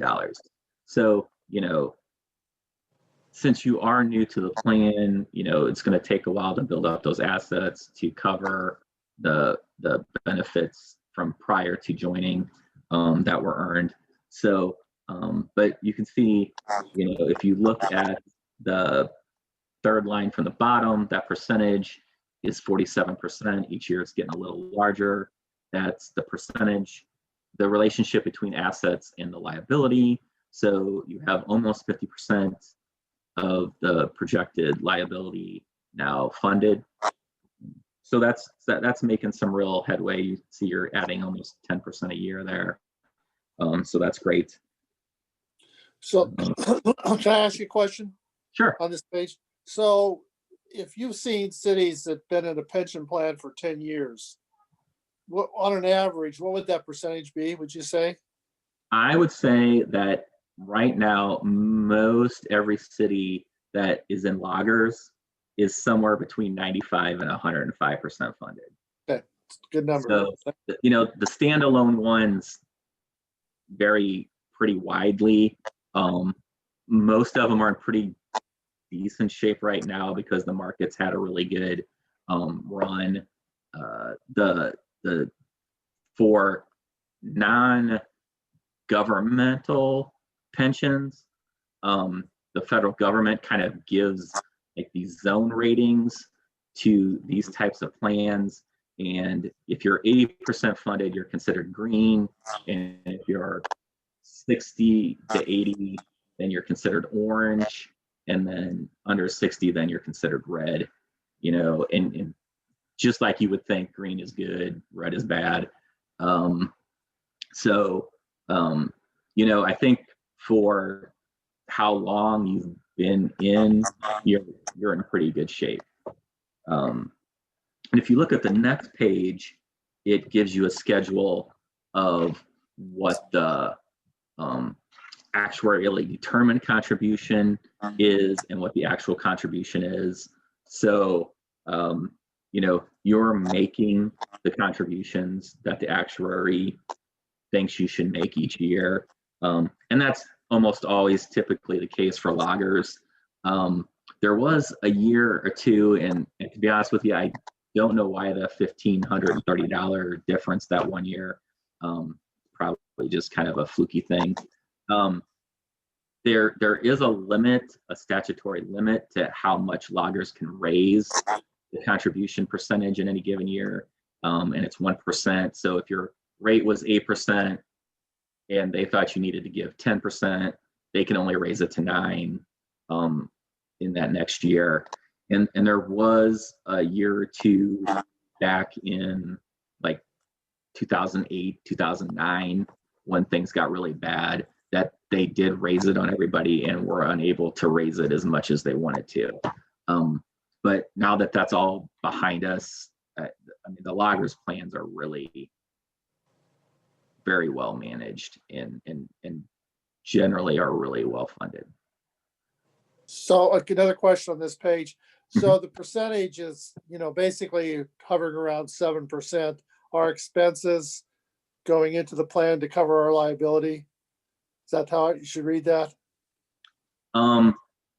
Yes. So typically the way loggers does it is you contribute a percentage of salaries, you know, each month. I think you guys make it each month. So generally each year you're in police and in general, employees are rated different. So those contributions are not always the same. They're usually within 1% of each other, but they're not always the same. I guess my point, tell me if this is a valid point. This is city money going in. It's not employee contribution. It's just city, right? That's what correct. This schedule is city. So if you go back to the previous page, and in that second section there, where it says plan fiduciary net position, the first line, 180,000, is the city money, and then the next line is the employee money. Yeah. You know, I guess my point to the employees, if I was going to make one, is, you know, the city's putting in 7%, so you get to have a guaranteed retirement fund. And I think if you've gone through industry a lot, you see companies moving away from these kind of plans because they don't want to or don't feel like they can invest 7% for a guaranteed fund. So they're just going to non-guaranteed pension plans, kind of like your own 401k, where you're really subject to the market. Whereas this case, this is providing really good value to the employees because they have something that's got more of a guarantee to it than you would if they were just investing in the 401k. Is that not a true statement also? Yes, that is true. And also employee contributions stay their money. So if you end up not, I think this is true, and Terry, correct me if I'm wrong if your plan is different, but generally for these plans, they track the employee contributions separate. So if you didn't meet the vested threshold, then you can get that money back. Is that correct? That is correct. Yes. So there's Terry, little risk. Excuse me, Terry, what is our vesting? I believe it's 5 years. 5. You have to be in 5 years. We rolled over everyone who had the vesting already at the time in 2015 when we joined the plan. So anyone who had been here 5 years at that point was automatically vested. But then new employees coming on have a 5-year period. Okay, thank you. You're welcome. And that was pretty much all I had on my list of things to talk about. So, did anybody have any other questions? No.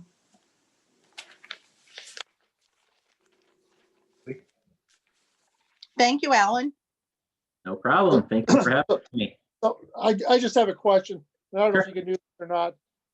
Most of us aren't used to reading these statements very often because we're Okay. not financial people. So when we refer to the water and sewer, one place we call it proprietary fund, another place we call it business related fund. Could the reports just come out and say water and sewer? You know, yeah, they did all these changes, and we're going on almost 20 years ago now, under the guise that it was going to be more user friendly. But honestly, I feel like they made it more difficult to read. So yes, the good thing about water and sewer are proprietary or enterprise fund. Sometimes we call them enterprise fund, and business type funds. The basis of accounting for all of that is the same. So you're using full accrual on both statements, and the numbers you see on one will show up on the other the same. Whereas the fund financial statements, the general fund and those other funds, there's kind of some transition when you go from the fund statements to the government-wide statements where they're all consolidated, where we put on the debt and we put on the fixed assets and things like that. So, but yes, it is incredibly confusing. But could we like put in the AICPA words and underneath in parentheses, put in water and sewer? Something, because for the reader, for most readers, I don't think they're sophisticated enough to understand all these nuances. But, when I look at the report, I look at page 18 because I know that's the general operations in the city. And then I flip over to page, what is it? Page 20. Yeah. Page 21, and I know that's the water operation. So I know on 2 pages out of the 40-some page report, I basically can get a quick feel for where the city's at.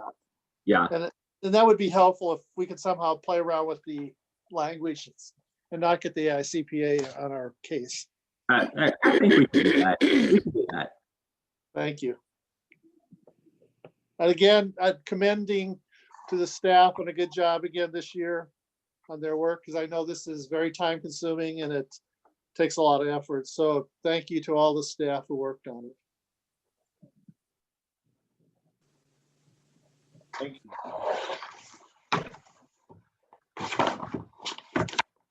So next on the agenda, we will be hearing from our city administrator, Carrie Thorne. All righty. The first thing I have for you this evening is just informational and discussion related to the sewer interceptor project and an upcoming bond issue. So if you recall, we let the contract for the West Interceptor Sewer Project, which was the sewer main that basically runs north of I-70 up to the Fairlane lift station. That piece of the project is 98% complete. They just installed the last manhole related to that. And the only thing really that they lack is seed and straw and cleanup, which they will do once we get into spring and they can successfully take care of that. The next phase of that project is to do the interceptor from the Fairlane lift station out to the wastewater treatment plant. So going north from Fairlane, back out into the plant.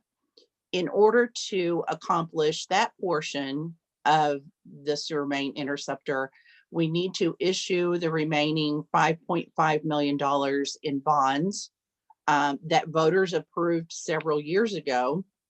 We originally issued around 9 million of that and made some significant improvements to our plant, as well as completion of the entire east interceptor all the way to the plant and this portion of the west interceptor.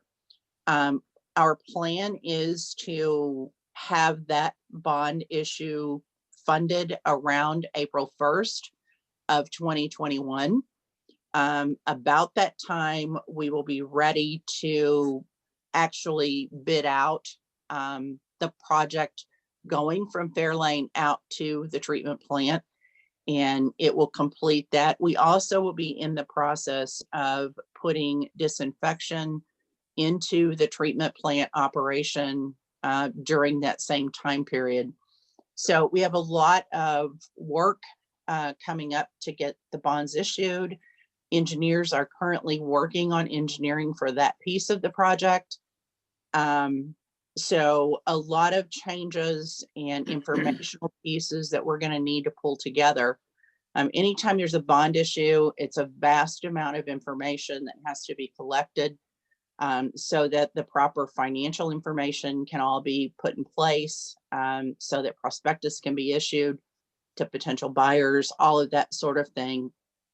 As part of this, it's going to be really important for us to have some clarification on what's going to happen with our sewer related to Truesdale.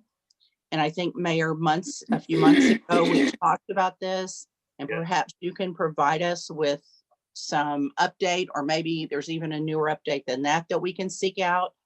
But before we can give our engineers specifics, and before we can put together the financial information that's required for the bond document, we must have clear and concise information. Because if in fact there are going to be changes, we must disclose that as part of these bond documents. We can't issue the bonds and then a year later say, oops, we didn't tell you that Truesdale is no longer going to be a sewer customer for the city of Warrenton. It would cause some significant issues related to any future bonding that the city might pursue. So really important that we get an update and something perhaps even in writing, so that we have something to fall back on. I've read a lot in the paper about what their plan is, but I don't know that the city formally has anything that we can really fall back on, unless, Mayor, you have something on that. I don't have anything. So unfortunately I don't, but the fortunate part is hopefully going to be meeting with Mayor Watson tomorrow. So Okay. I know it's not quite in time for what we need, but it is scheduled. So I'm talking tomorrow. Okay. And if you could just ask him to provide us that something in writing so that we have that as our fallback when we go to work on these bond documents and all that information, that would be awesome. You've got it. The other piece of that will be that in the very near future, what will be the very near future, which time seems to get away from me these days.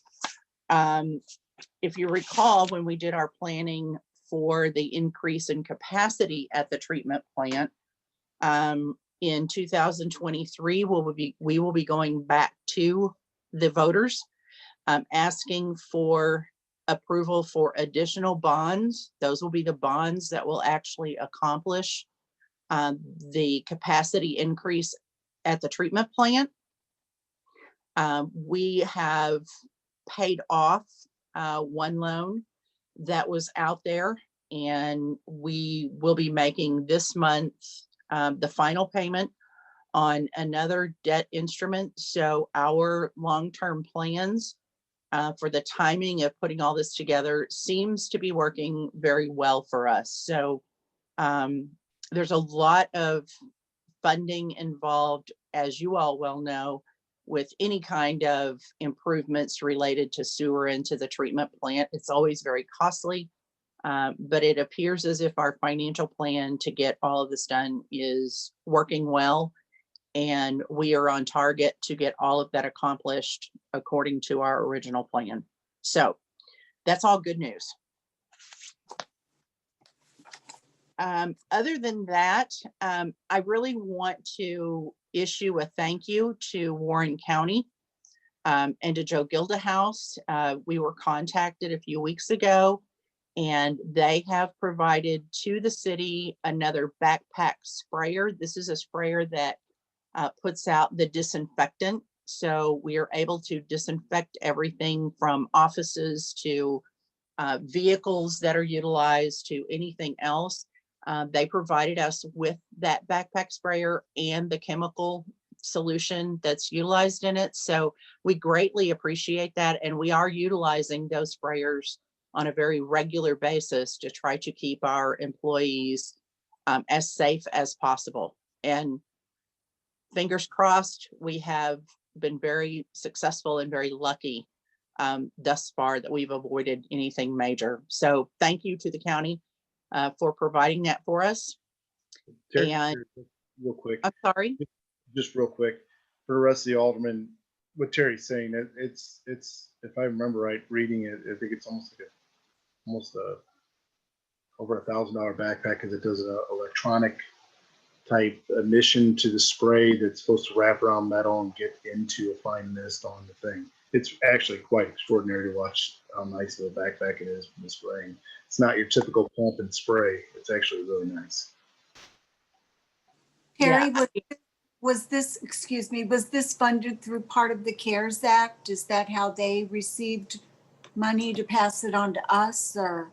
I believe that that's the case. I believe that if I recall correctly, that was one of their original orders, was materials and equipment for the disinfection that was provided to all of the municipalities and areas within the county. So I don't know if they just received another shipment that made these available, or exactly how that came to be. But yes, I believe this is something that was originally part of the CARES Act funding. Good. So we're very happy to have that.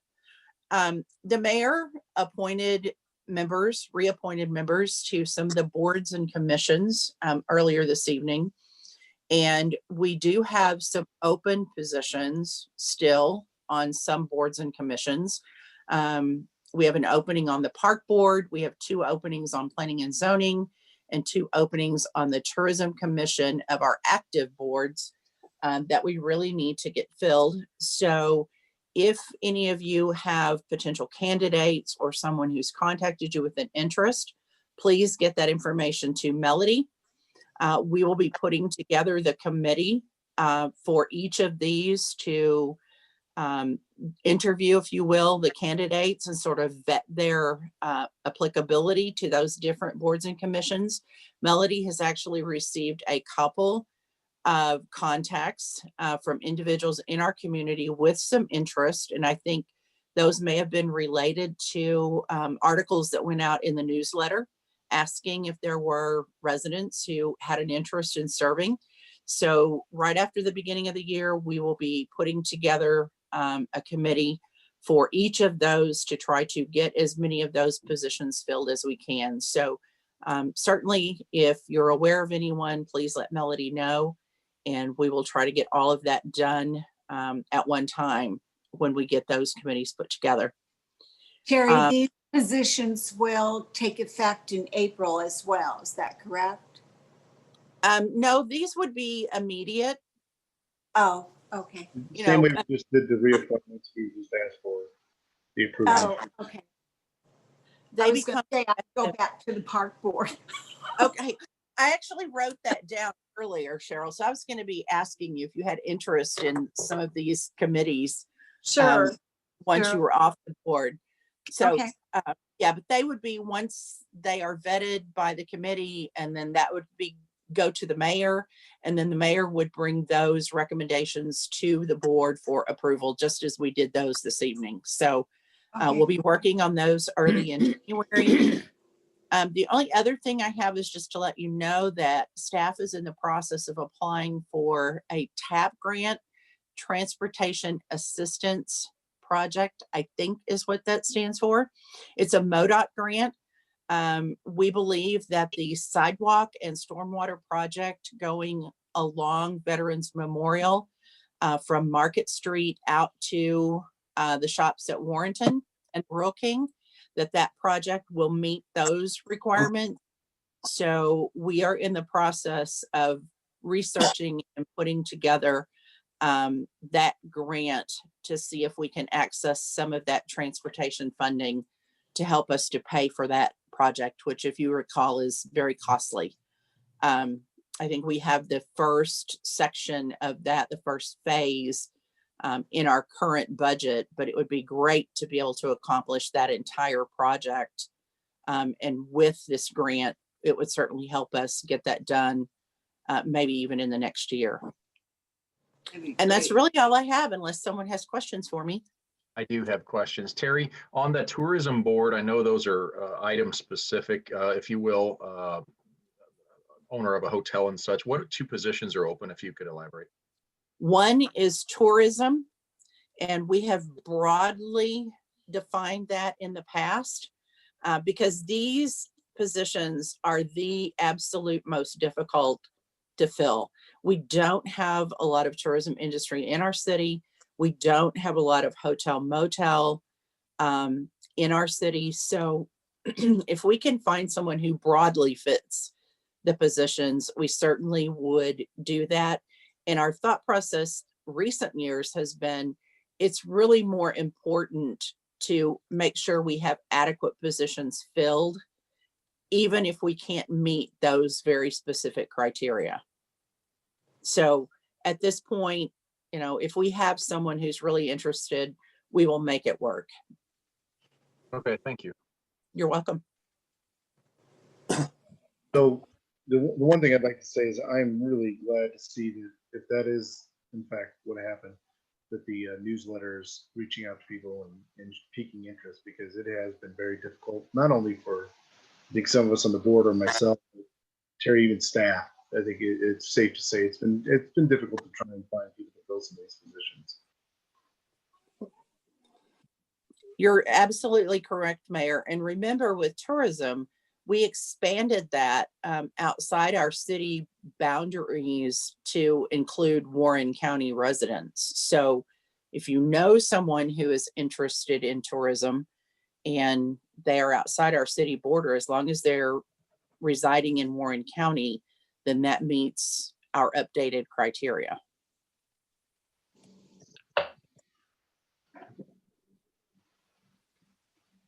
That's all I have, Mayor. Thank you. Thank you. Eric? Yes. Yeah, may I ask if we could consider on Brandy's report deferring item G to next month? There is no petitioner on this currently, and I think I have 2 reasons for saying it. One is I have to drop off the meeting, I think, before we get to vote on the bill. And I know a number of people who are in my ward are extremely passionate about what happens on Highway 47 because it impacts the neighborhood. Second of all, I think this is something that the board really needs to spend some time thinking about. What do we want this corridor to look like? Because I think we have to understand this just isn't Highway 47. On the east side, the zone crosses the alley and goes all the way to Cherry Street. And so this is a bigger area than just when you drive down 47, you see the bank, you see this. This encompasses part of the residential area. And I think we need to have time to look at it. I'd like to have the opportunity to vote on it. So I on record. And again, sometimes when we deal with issues like this, we really need to think about what our town looks like and what we want it to be like. So as a courtesy, if we can move that off the agenda to next meeting, I would appreciate it, because I'm going to have to drop off this meeting probably within a half hour. We won't get to the bill by then. So let me just go ahead and say duly noted on a lot of your points. I do think we wanted to take some time and look at the different zonings. We mentioned on 70 especially, but I think this is another quarter that it has been something we talked about in the planning of the 5 and 10 year plans. Councilor Graville, what steps will we take to go ahead and do that at this point? I think you could just vote to remove it, and here just vote to postpone it indefinitely. And I think we can get some feedback and bring something back. Like I said, this was a cleanup. We've brought these cleanups to the board over the last several months. So yeah, this is great feedback. This is exactly what we want. So yeah, that'll work fine. And I So- think if we put it on an agenda, sometimes we've had talking points on the agenda, so we pick a specific topic, and we talk about it on the board, not necessarily tied to an action, but kind of thinking through the process of what we're doing. I think this would be a great topic to be on, maybe even the next board meeting, depending on how much time it is. And then once we come to something, then we can move forward with the motion or the bill. I mean, I'm And if gonna sorry, take a step further and say that Alderman Ock, I think it's maybe something that would be a good work session with our planning and zoning. It could very well so. Yes. And I think one of the things I'll just add to that, Alderman Ock, this is good feedback for us to take. This is a really good opportunity as well to look at the comprehensive plan in the RC1 district. We have a lot of new planning and zoning members, and this could be something we could take back and make sure the comprehensive plan embraces these ideas as well. This is really what we're trying to do and what we're bringing forward with zoning, and really make that comprehensive plan the baseline for future development. So I think this is going to be a good exercise up and down the ladder. Yeah. So when we move that boundary line from the alley all the way over to the next street to Cherry Lane, that was really a point when there was a lot of people in that section of the ward who were very upset. Actually, a few people actually moved because they were afraid that there would be an immediate development that would encompass part of Cherry Lane. And if they lived on the east side and had to face a retail place on the west side, it would disturb quality of life. So I think this is something that a lot of people are passionate about. And I really think we need to take the time to think through this. So I'll entertain a motion to remove Appendix A and permitted and conditional use of ADM 114 from the agenda to defer to a later time that will be specified. So moved. Motion made by Alderman Ock, seconded by Alderman Schultz. Roll call vote. Alderman Dyer, Yes. Alderman Ock, Yes. Alderman Miller, Yes. Alderman Deloy, Yes. Alderman Schultz, Yes.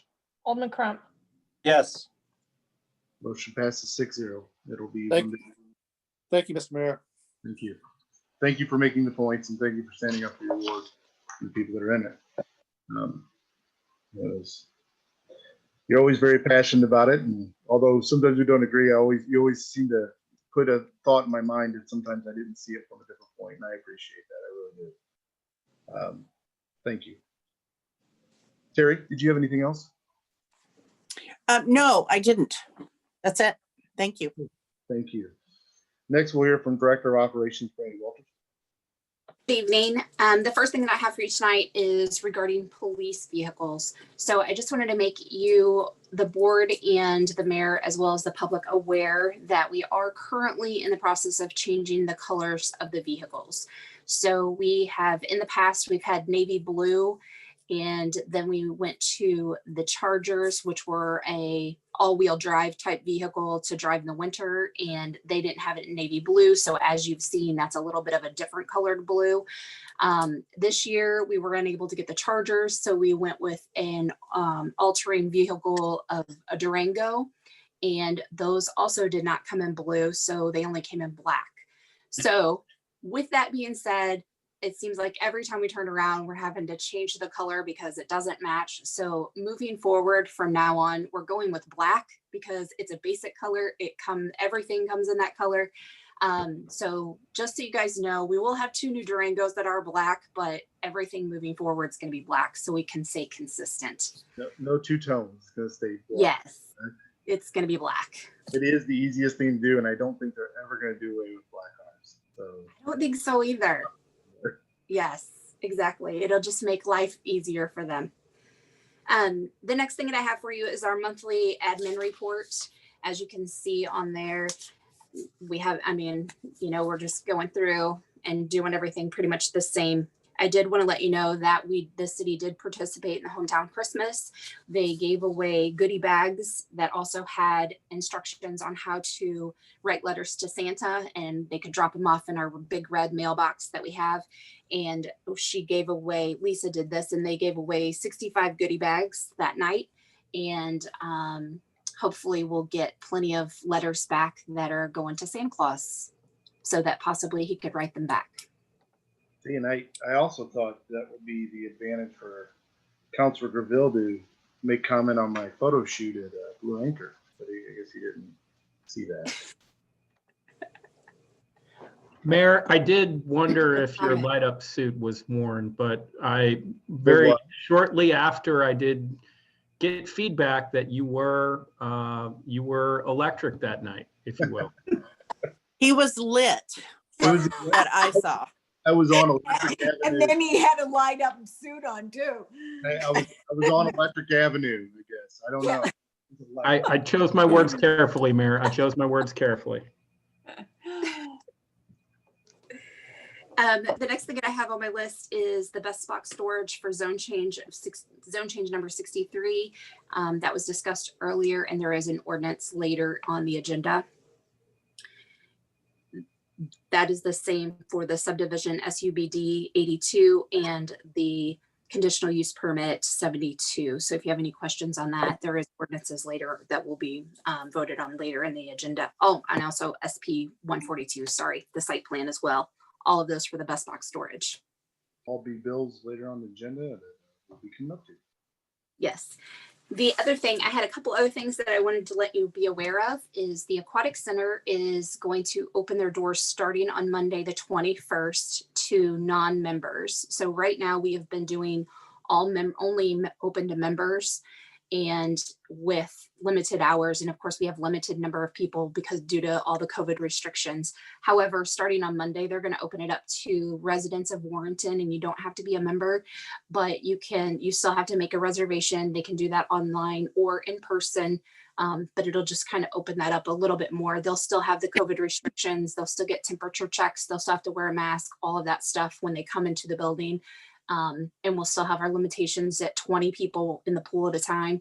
So, but we're hoping that maybe we can get maybe a few more members out of that and open that up a little bit. If you could pass it along to Lisa, I've heard some good things about what she's trying and what she's doing, being different, the bonfire, what be it.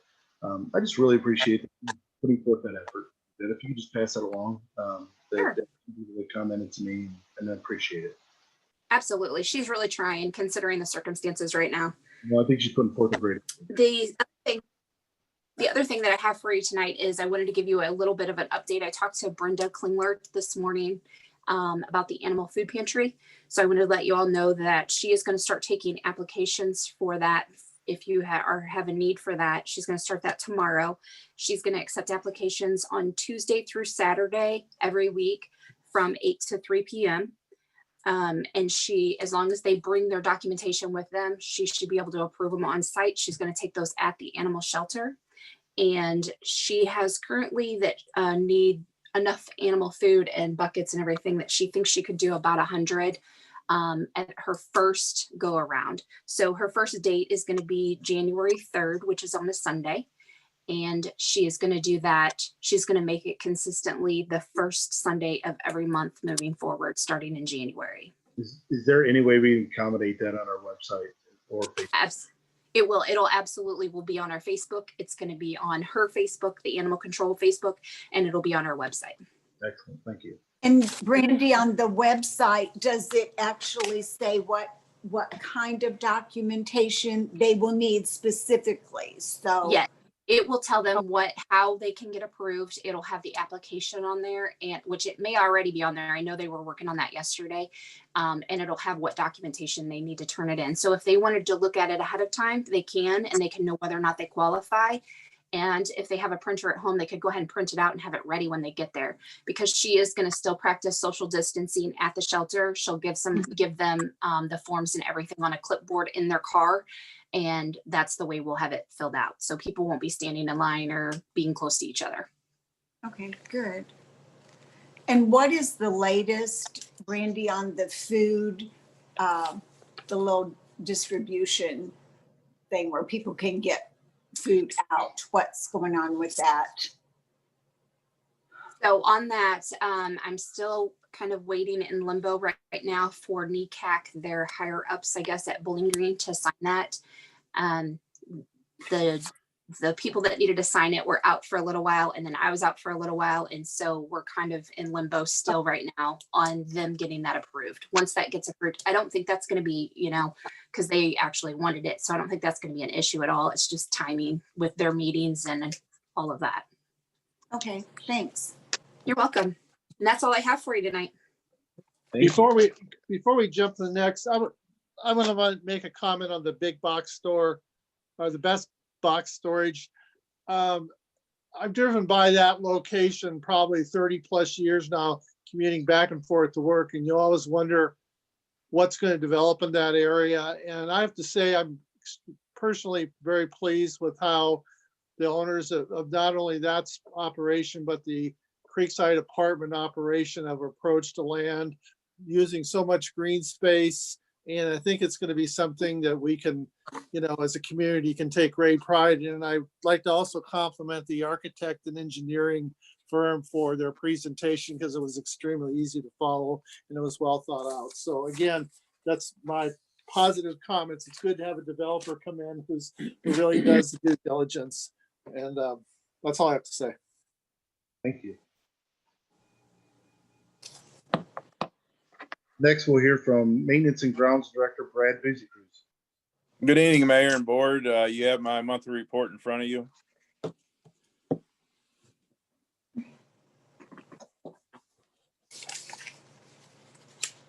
Any questions on that? None. No,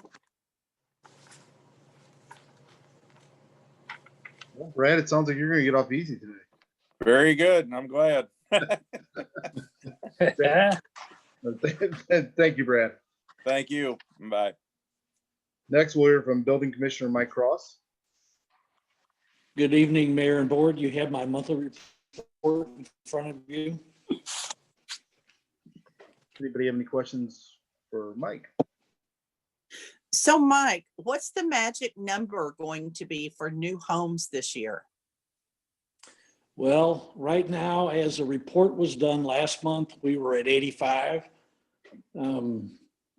Very happy to say that we are sitting at 97 right now, just for new home construction permits.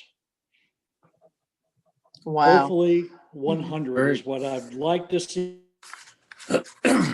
3 more. well, where'd you go, Mike? In addition to that, we've had 44 multifamily duplexes done, and we just signed 30 more permits for the apartment complex over on Creekside on phase 1. So Mike, I'd like to hear the magic number, first of all, but secondly, you as well were somebody that was brought up on a topic at the downtown Christmas. Just really applauded the efforts that you've made with establishing a good relationship with the public and trying to work with them when you can, and giving feedback and information when you can. So congratulations on that. That's helping us in a big way. Well, I appreciate that, Mayor, but that's also a tribulation to my staff. My inspector and my administrative assistant do an excellent job. Great. We'll pass it along that there were some compliments given. I sure will. And we're hoping for the magic number to be 100 on residents this year. I think we can make it. Triple digits. It'll be a praiseworthy number. Wonderful. Yes. You can do it. Do we have any other questions? I'm working it. Any other questions for Mike? No. Thank you, Mike. I appreciate it. Thank you. Next, we'll hear from Public Works Director Guy Jeters. Good evening, Mayor and Board. You have my monthly report. Did some water main repairs, and we replaced the sidewalk there on West Boonslick, North Morgan and Northwest. Any questions?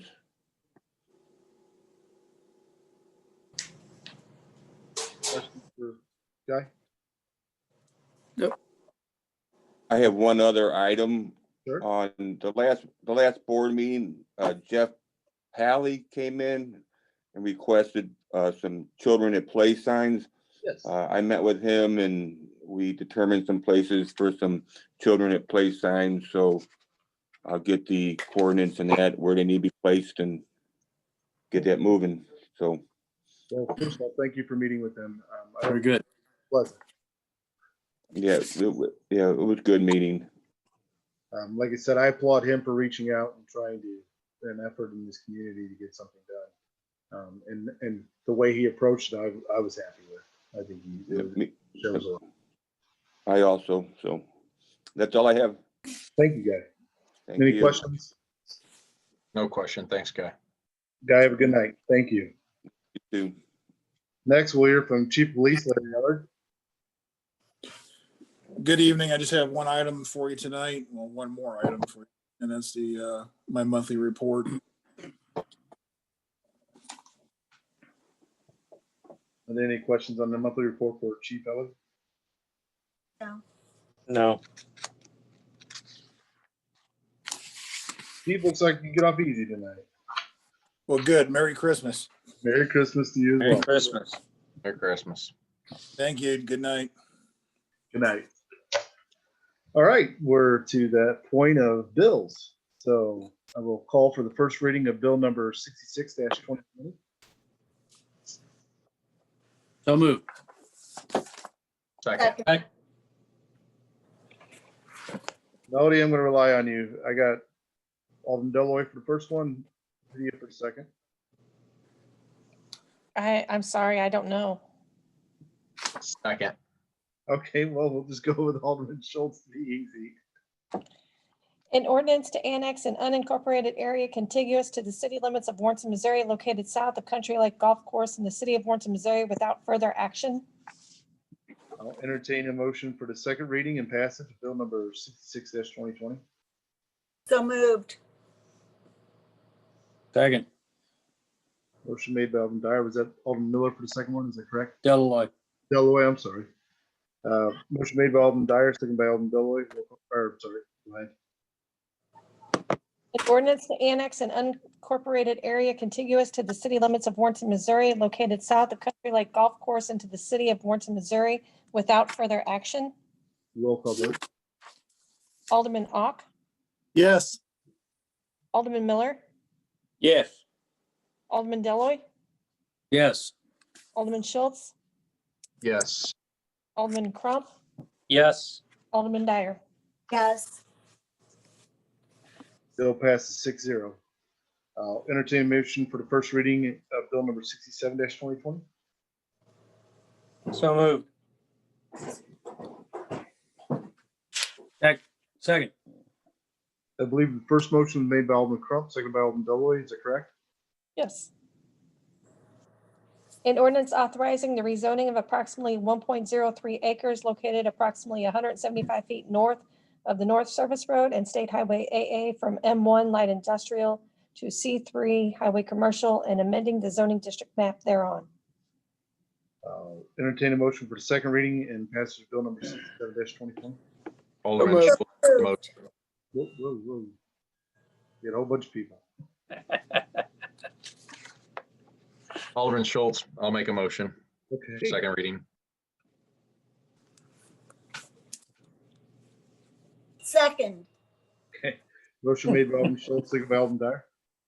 An ordinance authorizing the rezoning of approximately 1.03 acres located approximately 175 feet north of the North Service Road on State Highway AA from M1 Light Industrial to C3 Highway Commercial and amending the zoning district map thereon. Roll call vote. Alderman Miller, Yes. Alderman Deloy, Yes. Alderman Schultz, Yes. Alderman Crump, Yes. Alderman Dyer, Yes. Alderman Ock. Yes. Bill passes 6-0. I'll entertain a motion for the first reading of bill number 68-2020. So moved. Second. Motion made by Alderman Deloy, seconded by Alderman Dyer. An ordinance accepting the plat of the subdivision known as Creekside Apartments Plat 2 by the city of Warrenton, Missouri. I'll entertain a motion for the second reading and passage of bill number 6820/2020. So moved. Second. Motion made by Alderman Dyer, second by Alderman Crump. An ordinance accepting the plat of the subdivision known as Creekside Apartments Plat 2 by the city of Warrenton, Missouri. Roll call vote. Alderman Deloy, Yes. Alderman Schultz, Yes. Alderman Crump, Yes. Alderman Dyer, Yes. Alderman Ock, Yes. Alderman Miller. Yes. Bill passes 6-0. Entertain a motion for the first reading of bill number 69-2020.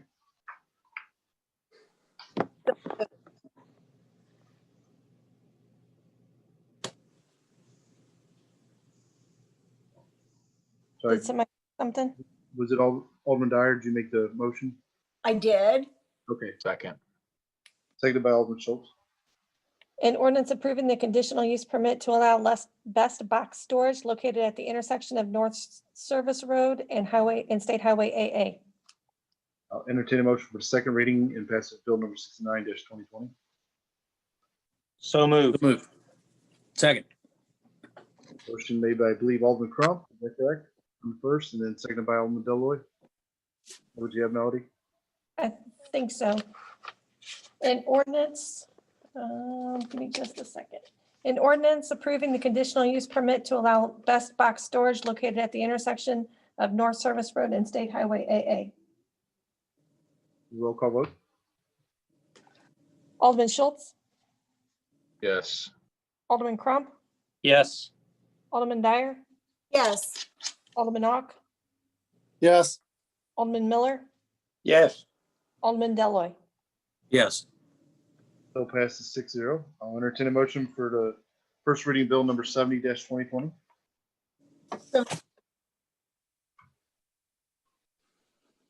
Second. Motion made by Alderman Dyer, is that correct? And I believe seconded by Crump. Yes. A zoning ordinance is authorized under section 405.390 of the municipal code of the city of Warrenton, Missouri, approving a site plan for best box storage located at the intersection of North Service Road and State Highway AA. Entertain a motion for the second reading and passage of bill number 70-2020. So moved. Second. Second. Would take motion made by Alderman Deloy, seconded by Alderman Dyer. A zoning ordinance is authorized under section 405.390 of the municipal code of the city of Warrenton, Missouri, approving a site plan for best box storage located at the intersection of North Service Road and State Highway AA. I'll give you a moment, Melody.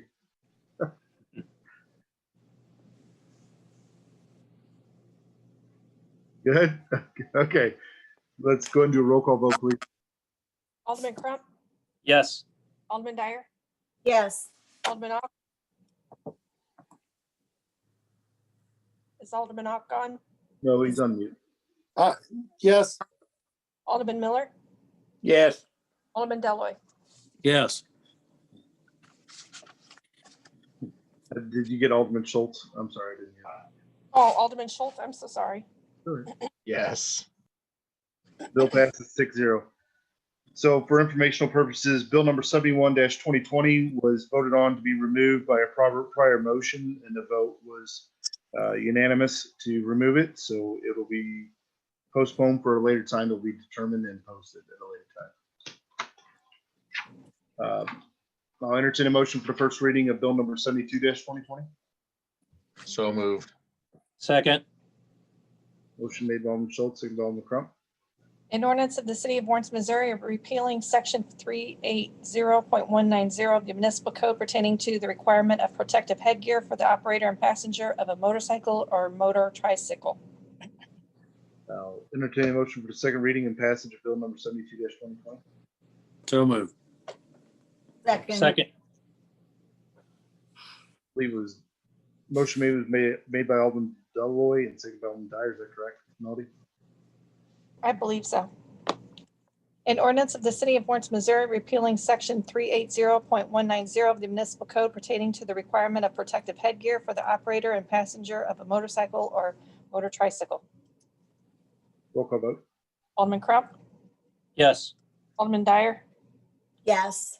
Alderman Ock, Yes. Alderman Miller, Yes. Alderman Deloy, Yes. Alderman Schultz. Yes.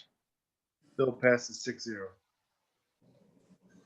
I will entertain a motion to close the regular Board of Alderman meeting and go into executive session for personnel. So moved. Second. Who made the first motion, Melody?